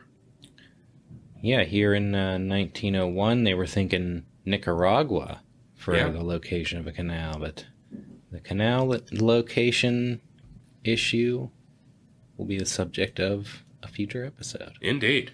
Well, talking of future episodes and talking of past episodes, let's talk about the last couple episodes where we've been talking about the gold standard. That's right, with the big silver man, William Jennings Bryan, as a Democratic candidate. Gold and silver was the big issue in the election. McKinley, as president, going to tackle that question. As we talked about, when he was in Congress, he had been open to bimetallism and some degree of currency deflation, but the unrestrained silver mania of the Bryan campaign forced McKinley to embrace the gold standard. He stated, quote, "The money of the United States is and must forever be unquestioned and unassailable. Nothing should ever tempt us, nothing will tempt us, to scale down the sacred debt of the nation through a legal technicality. Whatever may be the language of the contract, the United States will discharge all of its obligations in the currency recognized as the best throughout the civilized world. Nor will we ever consent that the wages of labor or its frugal savings shall be scaled down by permitting payment in dollars of less value than the dollars accepted as the best in every enlightened nation of the earth." That's it. For McKinley, one of the most untenable aspects of free silver is the vast international trade that the U.S. conducts with countries that use the gold standard. In 1897, he sends envoys to Britain, France, and Germany to consider the possibility of an international agreement on bimetallism that would make increased silver coinage viable. France is on board, but Britain puts the kibosh on the deal when colonial officials in British India expressed doubts about reopening Indian silver mines. The final nail in free silver's coffin? A new international gold rush. In the 1890s, new gold deposits are going to be discovered in Alaska, Australia, and South Africa. Now, some of the deflation that silver advocates sought to effect through an expanded silver supply is actually achieved through an expanding gold supply. And on March 14th, 1900, McKinley signs into law the Gold Standard Act, officially codifying the gold standard and rendering a much more decisive conclusion to the silver-gold controversy than had seemed possible before the 1896 election. Yeah, that was the big issue, and it really got resolved. Yeah, it did. It's been going on. There's some over 25 years of back and forth here, and, well, when you get a new gold rush... Well, that's it. It's that really helps had gold it in win. hand that gold would be discovered, and Mm-hmm. it worked out pretty good. Well, speaking of things another thing we've talked about before, yeah. Yeah, here's one that's not going to be resolved cleanly and will not work out good, and that is civil rights for African Americans. That's just it. Now, we've had some Republicans that have fared well. Yeah, I mean... in this category, James Garfield and Benjamin Harrison. Yeah, Benjamin Harrison, really an unsung hero, coming kind of just short, and then, of course, the Democrats under Cleveland and we nothing know, to do with civil rights. But that's it. And we know from the Cleveland episodes that he had some pretty racist things to say. Indeed. Now, where's McKinley going to stand here? Well, his record as president, kind of lackluster. Ugh. He was a strong advocate for African American service in the military, and particularly having African American soldiers serve under African American officers. He also praised the performance of African American troops in Cuba during a speech in Georgia, where his white Southern audience did not exactly appreciate his words. Wow. He also appointed a solid number of African Americans to federal offices, as had all post-war Republican presidents. He condemned lynching, but didn't really do anything as president to address it. Though to be fair, as Ohio governor, he had sent state militia troops to prevent the lynching of a black prisoner. That's it. He's I guess, toeing the line, we could say. During the second Cleveland administration, Democrats had stripped away the last vestiges of federal election monitoring in the South, and the Supreme Court upheld racial segregation in Plessy v. Ferguson. With the momentum heading in the wrong direction on civil rights, the Spanish-American War, which saw North and South, black and white, all fighting together against a common enemy, produced a sense of national unity that McKinley doesn't wish to disturb by confronting the issue of racial equality. So, Well, he calculates that the general public has really no willingness to address the issue, and so he doesn't push it. That's just it. The Afro-American Council debated a resolution to denounce McKinley for failing to prevent Southern lynching, with one of its members saying, quote, "Should we be silent when the President of the United States, who could not have been elected without our votes, is utterly silent in his last message to Congress concerning the outrages in the South? Silent while the officials of the states of North and South Carolina admit they are powerless to protect our rights. Silent while Mississippi, Louisiana, and South Carolina, by statutory enactment, have practically disenfranchised the Negro population. Shall we not speak out when innocent men and women of our race are burned at the stake, hung to the limbs of trees, and shot down like dogs?" That's it. Powerful words. Powerful words. And this shit is still going on. It's been going on perpetually, it seems. Mm-hmm. And McKinley, not going to be the one to curb it. Yeah, well, his old mentor, Rutherford B. Hayes, came into office with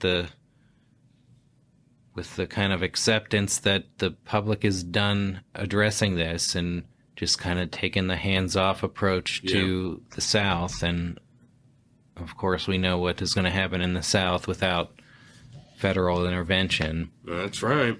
And McKinley, he doesn't make an issue out of it. That's just it. That's going to bring us to November 21st, 1899, when Vice President Garrett Hobart dies of heart troubles. As our listeners recall, number 5 on the list of top 5 best vice presidents, serving McKinley as a close advisor and effective Senate president, earning the nickname Assistant President for his expansive role. He's pretty groundbreaking in the office, as we've mentioned. Hobart and his wife were also close personal friends of the McKinleys, with Jenny Hobart visiting Ida McKinley every day and often filling in as White House hostess due to Ida's poor health. McKinley told Hobart's family, quote, "No one outside of this home feels this loss more deeply than I do." Hobart's death created an opening on the Republican ticket, as McKinley obviously plans to run for re-election in 1900. Well, Spanish-American war hero Theodore Roosevelt had got himself elected as governor of New York, where he proved to be such a thorn in the side of the Republican Party machine boss, Senator Thomas Platt, that Platt schemed to have him named as the vice presidential nominee to get him out of New York. That's just it. Isn't that something? It's like, I can't stand this guy. Put him somewhere where he isn't going to bother anybody. I know. Vice President. Yeah. The office that maybe before Garrett Hobart really wasn't doing anything, but maybe it looks a little more attractive now, and we'll probably get more into the details of this in a future episode, of course, but Indeed. TR initially refused to be considered, but by the time of the Republican National Convention had agreed to serve if nominated. That's it. And McKinley has no intention of doing any favors for Tom Platt, and he would have preferred to see TR continue dismantling the party machine as governor. But he also recognizes that the extremely popular Roosevelt has become the people's choice. Mark Hanna tried to oppose the machine boss's effort to nominate TR, but McKinley instructed his surrogates to take no position on the vice presidential nomination and leave it to the convention's choice. McKinley is going to be renominated by the unanimous vote of all 926, while TR wins the vice presidential nomination on the first ballot with 925 votes. The missing vote? TR himself, who abstained. Well, we got the formidable Republican ticket in place. Who is their opponent? Well, Democrats once again nominating William Jennings Bryan, who is the nominee not only of the Democratic Party, but also the Populist Party, the Anti-Imperialist League, and the Silver Republicans. Wow. Well, the economy's booming, so Republicans are going to go with the campaign slogan, quote, 4 more years of the full dinner pail. That's just it. Bryan's free silver message doesn't have the appeal that it had 4 years earlier when the nation is still in the midst of a depression. His anti-imperialist stance against the annexation of the Philippines wins him some support, but the Spanish-American War remains generally popular. Bryan once again travels over 18,000 miles by rail and speaks at hundreds of rallies, whilst McKinley reprised his front porch campaign, with Roosevelt hitting the campaign trail on the ticket's behalf, giving almost 500 speeches in 23 states. McKinley is going to go on to win 51.6% of the popular vote, slightly greater than his share in 1896, and he'll win 6 western states that he had lost in 1896, giving him a 292 to 155 electoral college majority. Well, President McKinley. Re-elected. Going to be re-elected, first Republican since Ulysses S. Grant. That's it. And I guess really first president since Grant to win re-election consecutively. Absolutely. Of course, it took Cleveland 2 tries to get that second term. That's it.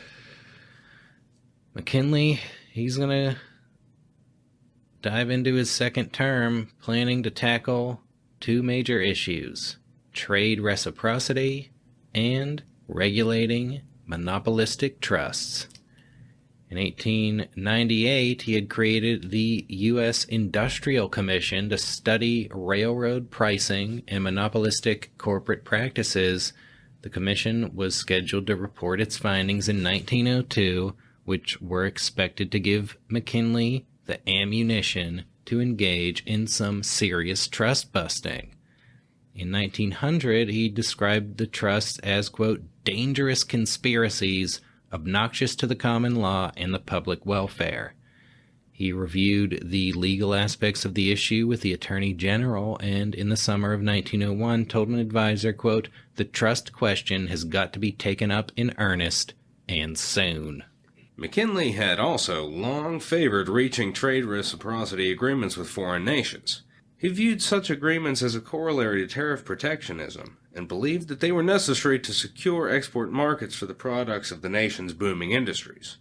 However, a recalcitrant Senate had been blocking reciprocity agreements, and McKinley plans to use his second-term political capital to force them through. On September 5, 1901, he gives a major speech before a crowd of 50,000 people at the Pan American Exposition in Buffalo, in which he argues for trade reciprocity, saying, quote, isolation is no longer possible or desirable. Only a broad and enlightened policy will keep what we have. No other policy will get more. The period of exclusiveness is past. The expansion of our trade and commerce is the pressing problem. Commercial wars are unprofitable. He called for, quote, sensible trade agreements which will not interrupt our home production. McKinley's speech going to go on to receive a huge ovation from the crowd. Well, he's making quite a splash at the Pan American Expo in Buffalo. I think that expo is going to go down in history. It was the following day, September 6, 1901, the McKinleys visited Niagara Falls, and Ida returned to their hotel room to rest while her husband attended a public reception at the Pan American Exposition's Temple of Music. The president's advisors had expressed concerns about his security during the exposition, and there were many police and Secret Service agents on hand while McKinley received a line of people who wanted to shake his hand.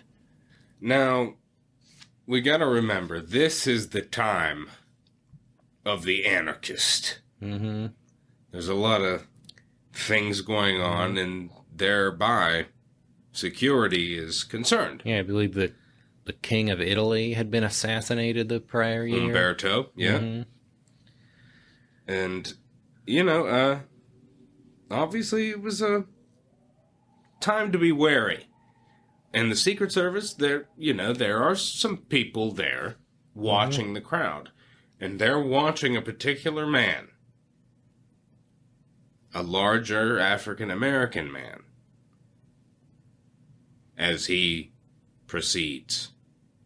And that's who they've got their eye on. He reaches out for McKinley's hand. McKinley takes it. They shake hands. The man moves along. Secret Service agents. Breath of relief. Next in line, a guy with a bandaged hand. It appears he's broken his hand in an accident and it's all wrapped up in a handkerchief. McKinley politely reaches out his left hand for a shake. The man slaps it aside, and suddenly 2 shots ring out in the hall. The bandage catching fire for a moment before being put out. Everybody is stunned in silence. Smell the gunpowder. McKinley steps up onto his toes, kind of reeling for a second and looking down, and a blood stain appears across his white suit there. It's not looking good. McKinley's been shot twice in the abdomen with a .32 caliber revolver concealed beneath the handkerchief. The assassin, Leon Czolgosz, a 28-year-old born in Detroit to Polish immigrants who had worked in factory jobs until the Panic of 1893. He is a disciple of Emma Goldman, who we've mentioned before. Right. Secret agents and bystanders, including the man that the secret agents had been eyeing up, tackle Czolgosz to the ground. McKinley himself says, "Don't hurt him." Mm-hmm. As he takes a couple steps back and sits in a chair. The scene is chaos. Yep. So yeah, who is this Czolgosz? He had described himself as, quote, morose and envious after never having had much luck at anything. He became a social recluse and an anarchist, attended a lecture by the infamous Emma Goldman, anarchist and advocate of assassination of political leaders. That's it. He recalled, quote, "She set me on fire. Miss Goldman's words went right through me, and when I left the lecture, I had made up my mind that I would have to do something heroic for the cause I loved." That's just it. And Czolgosz is going around under an alias, Fred Niemann. Niemann is... Auf Deutsch is nobody. Nobody in German. Interesting. He had studied the grounds of the Pan American Exposition. He attended McKinley's speech the day before and stalked him until he found a chance to get close. McKinley, after being shot, he fell into the arms of a police officer. He said, "Am I shot?" The angry mob gathered around Czolgosz. McKinley, of course, saying, "Let no one hurt him." Then he said to his private secretary, George Cortelyou, quote, "My wife, be careful, Cortelyou, how you tell her. Oh, be careful." That's it. You got to remember, Ida, frail, susceptible to seizures. This could be bad. Yep. She's, of course, very dependent on her husband. She briefly fainted upon hearing the news, but then she strengthened and demanded to see her husband. That's it. Now, this is the third political assassination we've talked about here. Now, this one for me is the one. Because this is up close and personal. This is face to face. They're looking into each other's eyes when this happens. Mm-hmm. Lincoln is shot in the back of the head. Garfield is shot in the back. Kennedy shot from behind or in front. Not up close and personal. But not up close and personal.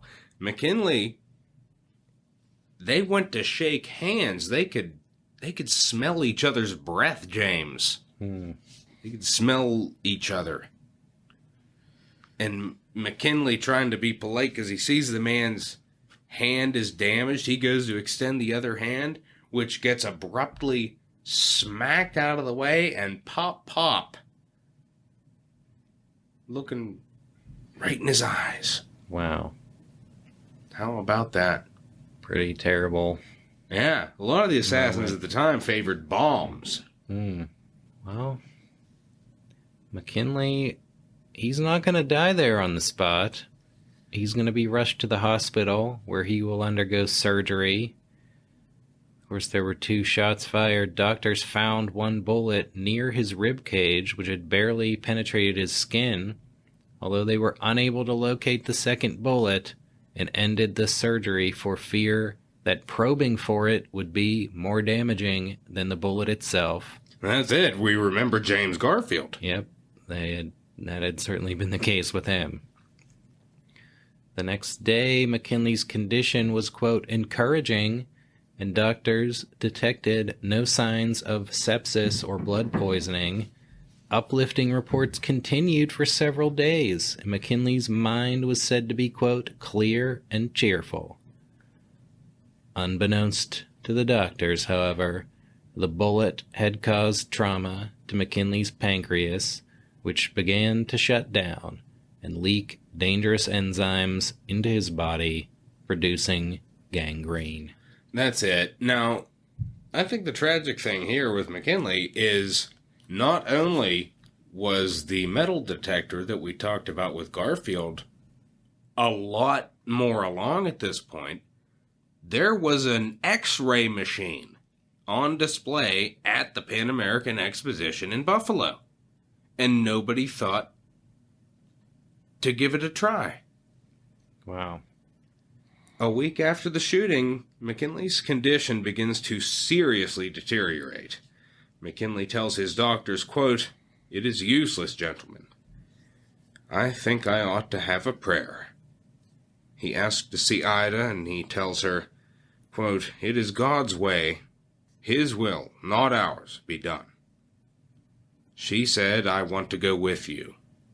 He replied, "We are all going, my dear," and faded out of consciousness while whispering the words to his favorite hymn, and ours, "Nearer, my God, to Thee." He died at 2:15 a.m. that morning, September the 14th, 1901. 2 days later, Czolgosz was indicted for murder and was quickly found guilty after a trial in which he refused to cooperate with his lawyers, who argued an insanity defense. On October 29th, 1901, he was executed by electrocution, with his last words being, quote, "I killed the president because he was the enemy of the good people, the good, working people. I am not sorry for my crime. I am sorry I could not see my father." Well, for McKinley, a state funeral was held at the U.S. Capitol, where over 100,000 mourners passed by his casket. His body was returned to Canton, Ohio, and held in a cemetery vault pending the creation of a monument for his final resting place. Ida McKinley visited the vault every day until she died in 1907, just months before the completion of the monument that they would share as their final resting place. Upon McKinley's death, Vice President Theodore Roosevelt became the 26th President of the United States and will be the subject of episode 26 of the Dead Presidents podcast. That's right. And that's the end of the life of William McKinley, but not the end of this episode. Stay tuned after these messages.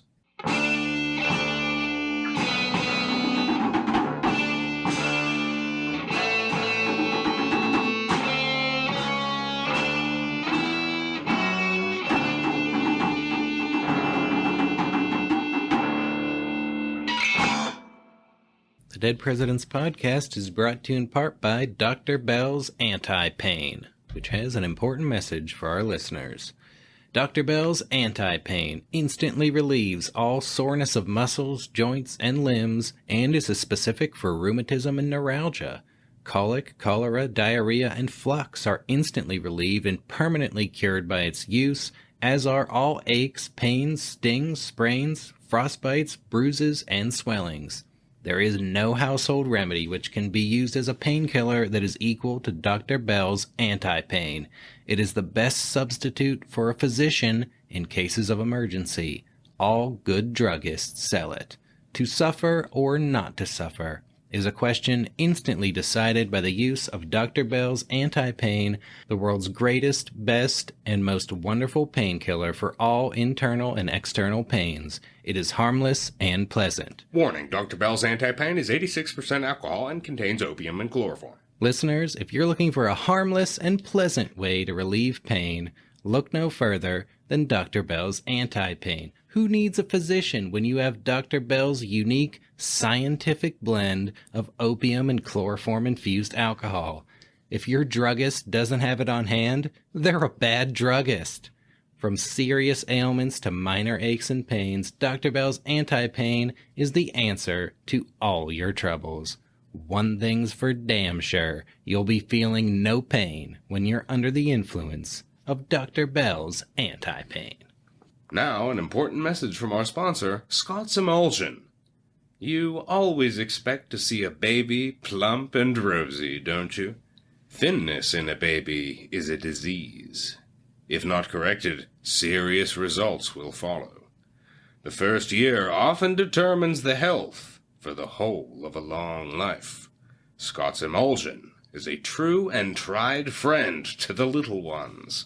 It gives the plumpness all healthy babies should have. Wasting in children can be overcome in almost all cases by the use of Scott's Emulsion of cod liver oil and the hypophosphites of lime and soda. While it is a scientific fact that cod liver oil is the most digestible oil in existence, in Scott's Emulsion it is not only palatable, but it is already digested and made ready for immediate absorption by the system. It is also combined with the hypophosphites, which supply a food not only for the tissues of the body, but for the bones and nerves, and will build up the child when its ordinary food does not supply proper nourishment. Listeners, we've all seen a thin baby and thought to ourselves, that baby's tiny infantile hand is meagerly knocking at death's door. Where are its neglectful parents, and why don't they know about Scott's Emulsion? At least all of our listeners now know, and therefore have no excuse. If you're not giving your baby Scott's Emulsion, it is literally wasting away to nothing as we speak. Is that a baby or a malnourished and emaciated shell of a baby, whose frail heart is beating on borrowed time, and whose parents should be imprisoned for involuntary baby slaughter? But, with a consistent regimen of Scott's Emulsion, your baby will be fat as fuck and healthy as an ox. Don't be a bad parent. Buy Scott's Emulsion today. Speaking of healthy babies, we're proud to be sponsored by the Owensboro Fair, which will feature not one but 2 baby shows. On Wednesday will be the White Baby Show for babies 2 years and under with 3 prizes, $10 to the best-looking baby, $5 to the next best, and a pair of Gropp Brothers baby shoes to the third best. On Saturday will be held the Colored Baby Show with 2 prizes. $10 for the best-looking colored baby and $5 for second best. This is also for 2-year-olds and under. And I think it's fair to say that the babies who don't use Scott's emulsion need not apply, James. That's right, and listeners, with the Supreme Court's ruling in Plessy v. Ferguson, the Owensboro Fair is free to conduct racially segregated baby shows. These baby shows were separate but equal until the racist Gropp brothers stepped in and donated a pair of baby shoes to the third-place white baby, while the third-place black baby will be left lamentably unshod. It's a crying shame that even after Abe Lincoln and the boys fought a civil war and passed 3 constitutional amendments to guarantee racial equality, third-place black babies still go barefoot in this country. If you don't have a problem with that, head on down to the Owensboro Fair, where you'll be free to admire babies of your race without any babies of a different race getting in your way. That's a message from our sponsor, the Owensboro Fair. And now, back to the show.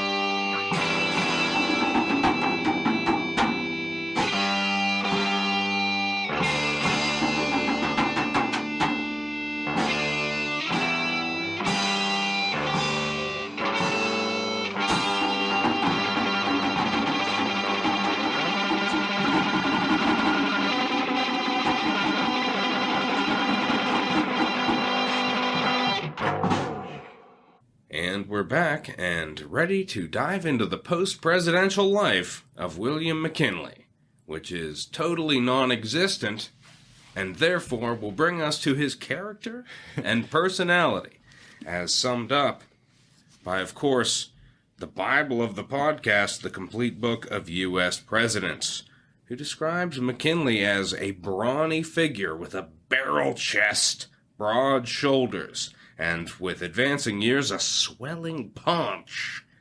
McKinley, 5'7" tall, up to nearly 200 pounds in his prime. His handsome features were marked by deeply set blue-gray eyes, guarded by bushy eyebrows, a fair complexion, a strong jaw punctuated by a cleft chin, and a rather large nose. He speaks in a strong, clear voice. Good posture, walks briskly. Only clean-shaven president between Andy Johnson and Woodrow Wilson. He's got to rock them reading glasses from time to time.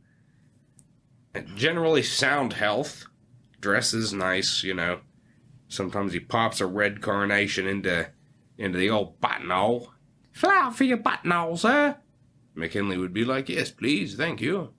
And what was his personality like, James? Well, by all accounts, he was open, friendly, even-tempered, cheerful, optimistic, and universally well-liked. Historian Margaret Leach saying, quote, McKinley was more than popular, he was beloved. Even his political opponents were attracted by the peculiar sweetness of his personality. Biographer Charles Olcott saying, quote, his uniform courtesy and fairness commanded the admiration of Democrats as well as Republicans. The general public found him free from vanity or affectation. He did not gush with emotion. He worked with subtle charm, effective with people from all walks of life, enjoyed having people around. It says, although not a particularly gifted storyteller, he had a dry wit and enjoyed a good, clean joke, but bristled at off-color remarks. Wouldn't have got along with Woodrow Wilson, then. Nope. Yeah, so McKinley seems like a decent bloke. Interesting. That's it.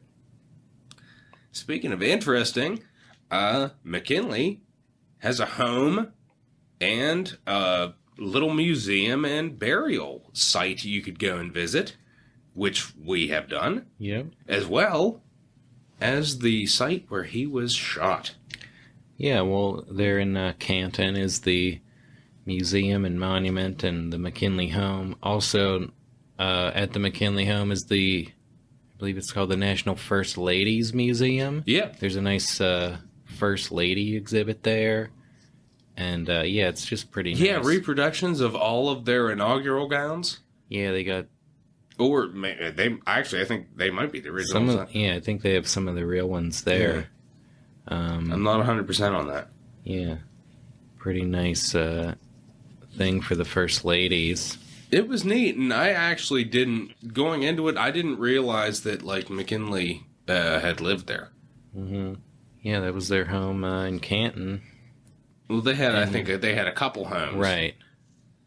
You know, but I actually when we went, I didn't think that he had, like, an Exton home. I thought it was just, like, a museum type thing. Yeah.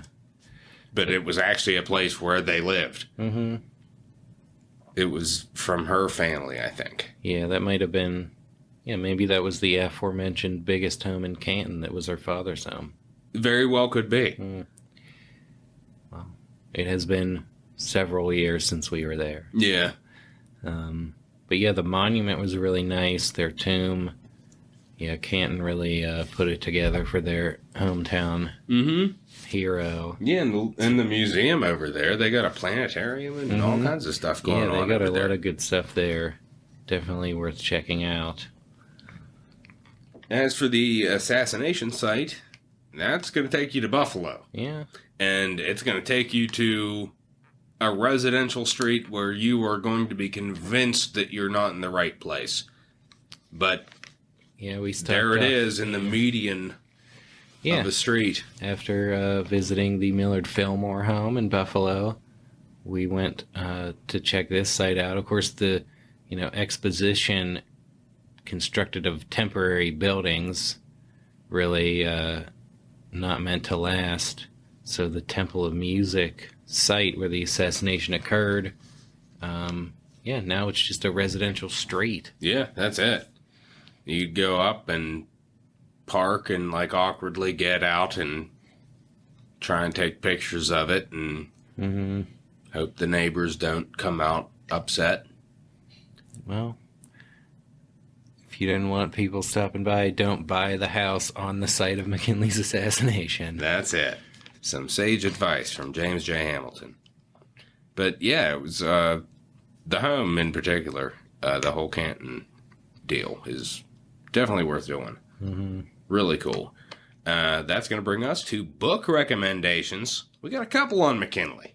Mm-hmm. We got Margaret Leach, who we've mentioned, who wrote In the Days of McKinley, a nice scholarly biography, but not the only scholarly biography.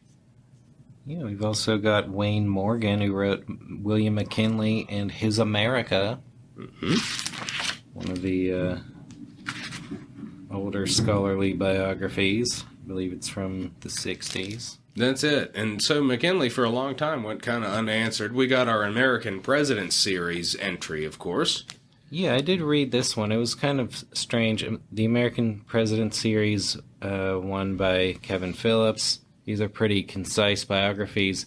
And this one was not really set up like any of the other ones in terms of just like a chronicle of his life. It was almost more like an extended series of like scholarly articles about him, kind of arguing about his reputation. That's different. And, they talk a lot about, it kind of makes a case for him to be considered a little higher in the rankings, arguing that that maybe Teddy Roosevelt gets a little bit more share of the credit that he deserves, that a lot of that was started by McKinley in terms of kind of gearing up for trust busting. And that's just the way it is. I mean, Chester Arthur gets credit for carrying out some Garfield policies. Arthur's kind of underrated. That's the way it works sometimes. I think the only exception maybe is Andrew Johnson. Well, He doesn't really get much credit for much of anything that's good. Yeah, that's it. But yeah, this biography kind of argued that McKinley deserves to be credited with kind of kicking off the progressive era. That his kind of labor positions and stuff like that deserve him that crown, and that he's not really this straight-laced, like, pro-business guy that he's sometimes remembered as. Did you find it a convincing argument? Yeah, I mean, I thought, having read that, it made me think that he, probably deserves to be a couple notches higher than he's otherwise remembered. Yeah. But it was kind of strange because, this biography, like, there's a lot of kind of just basic things that aren't in it. Like Leon Czolgosz, his name is not mentioned. Wow. Yeah. Okay, so it's different. Now that's not what I've read. Mm-hmm. The one that kind of did it for me, I haven't read it completely, but I've skimmed through some major portions of it, and that is Bob Mary's President McKinley, Architect of the American Century. And I drew a parallel between McKinley and Polk earlier. Well, here's another one. Bob Mary, of course, wrote A Country of Vast Designs about James K. Polk. And his next subject, William McKinley. So maybe he saw a similar parallel there. McKinley with even vaster designs. That's it. All about expansionism. Yeah, I did read some parts of that biography as well, and it is pretty excellent. Yeah, he's a good writer. And that ought to really fill your William McKinley fix if this show wasn't enough. But obviously we got to bring it down to some final quotes on William McKinley from his contemporaries. Starting with the American Anti-Imperialist League in 1899, who said, quote, "We earnestly condemn the policy of the present national administration in the Philippines. It seeks to extinguish the spirit of 1776 in those islands. We deplore the sacrifice of our soldiers and sailors whose bravery deserves admiration even in an unjust war. We denounce the slaughter of the Filipinos as a needless horror. We protest against this extension of American sovereignty by Spanish methods." Ouch. Well, we've also got Secretary of State John Hay, who said in 1902, quote, "In dealing with foreign powers, he will take the ranks with the greatest of our diplomatists. It was a world of which he had little special knowledge before coming to the presidency, but his marvelous adaptability was in nothing more remarkable than in the firm grasp he immediately displayed in international relations. In preparing for war and in the restoration of peace, he was alike adroit, courageous, and far-sighted." Some much nicer words. Mm-hmm. And that's going to bring us to First Assistant Secretary of the Navy Theodore Roosevelt. When McKinley hesitated to send his war message to Congress in early April of 1898, quote, "McKinley has no more backbone than a chocolate eclair." Strong words. From the First Assistant Secretary of the Navy. That brings us to President Theodore Roosevelt, who said in 1907 at the dedication of the McKinley Monument in Canton, quote, "We have gathered today to pay our meed of respect and affection to the memory of William McKinley, who as president won a place in the hearts of the American people such as but 3 or 4 of all the presidents of this country have ever won. He was of singular uprightness and purity of character, alike in public and in private life, a citizen who loved peace, but did his duty faithfully and well for 4 years of war when the honor of the nation called him to arms, As congressman, as governor of his state, and finally as president, he rose to the foremost place among our statesmen, reaching a position which would satisfy the keenest ambition, but he never lost that simple and thoughtful kindness toward every human being, great or small, lofty or humble, with whom he was brought in contact, which so endeared him to our people.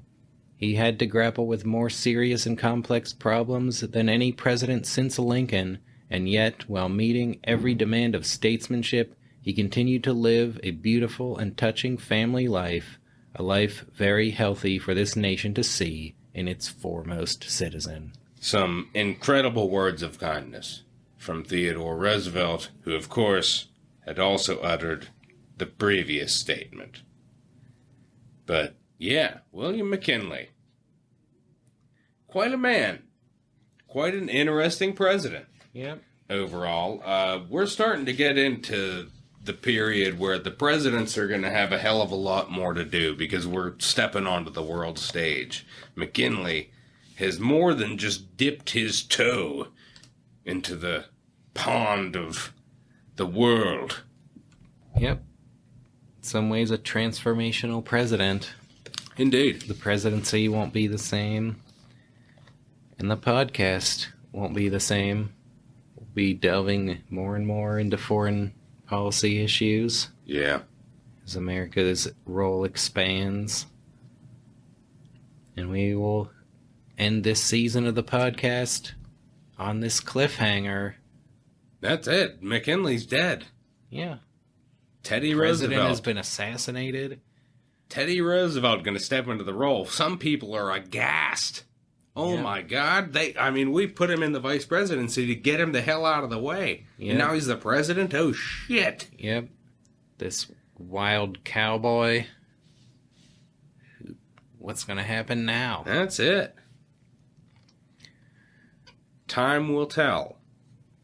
And of course, our podcast will tell when we pick up season 3 of the Dead Presidents podcast with Teddy Roosevelt. Yep. As our 26th subject of the journey. Yep, mark your calendars for President's Day 2023.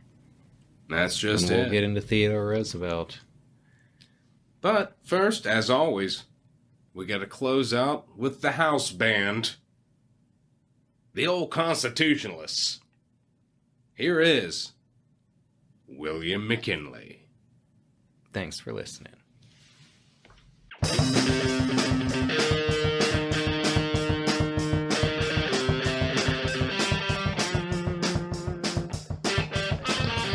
have never been in doubt, since I was old enough to think intelligently, that I would someday be made president. That's all a man can hope for during his lifetime, to set an example, and when he is dead, to be an inspiration for history. Unlike any other nation, here are the people rule, and their will is the supreme law. Gentlemen, let us ever remember that our interest is in concord, not conflict, and that here our real eminence rests in the victories of peace, not those of war. Our differences are policies, our agreements principles. Our earnest prayers that God will graciously vouchsafe prosperity, happiness, and peace to all our neighbors, and life blessings to all the peoples and powers of the earth.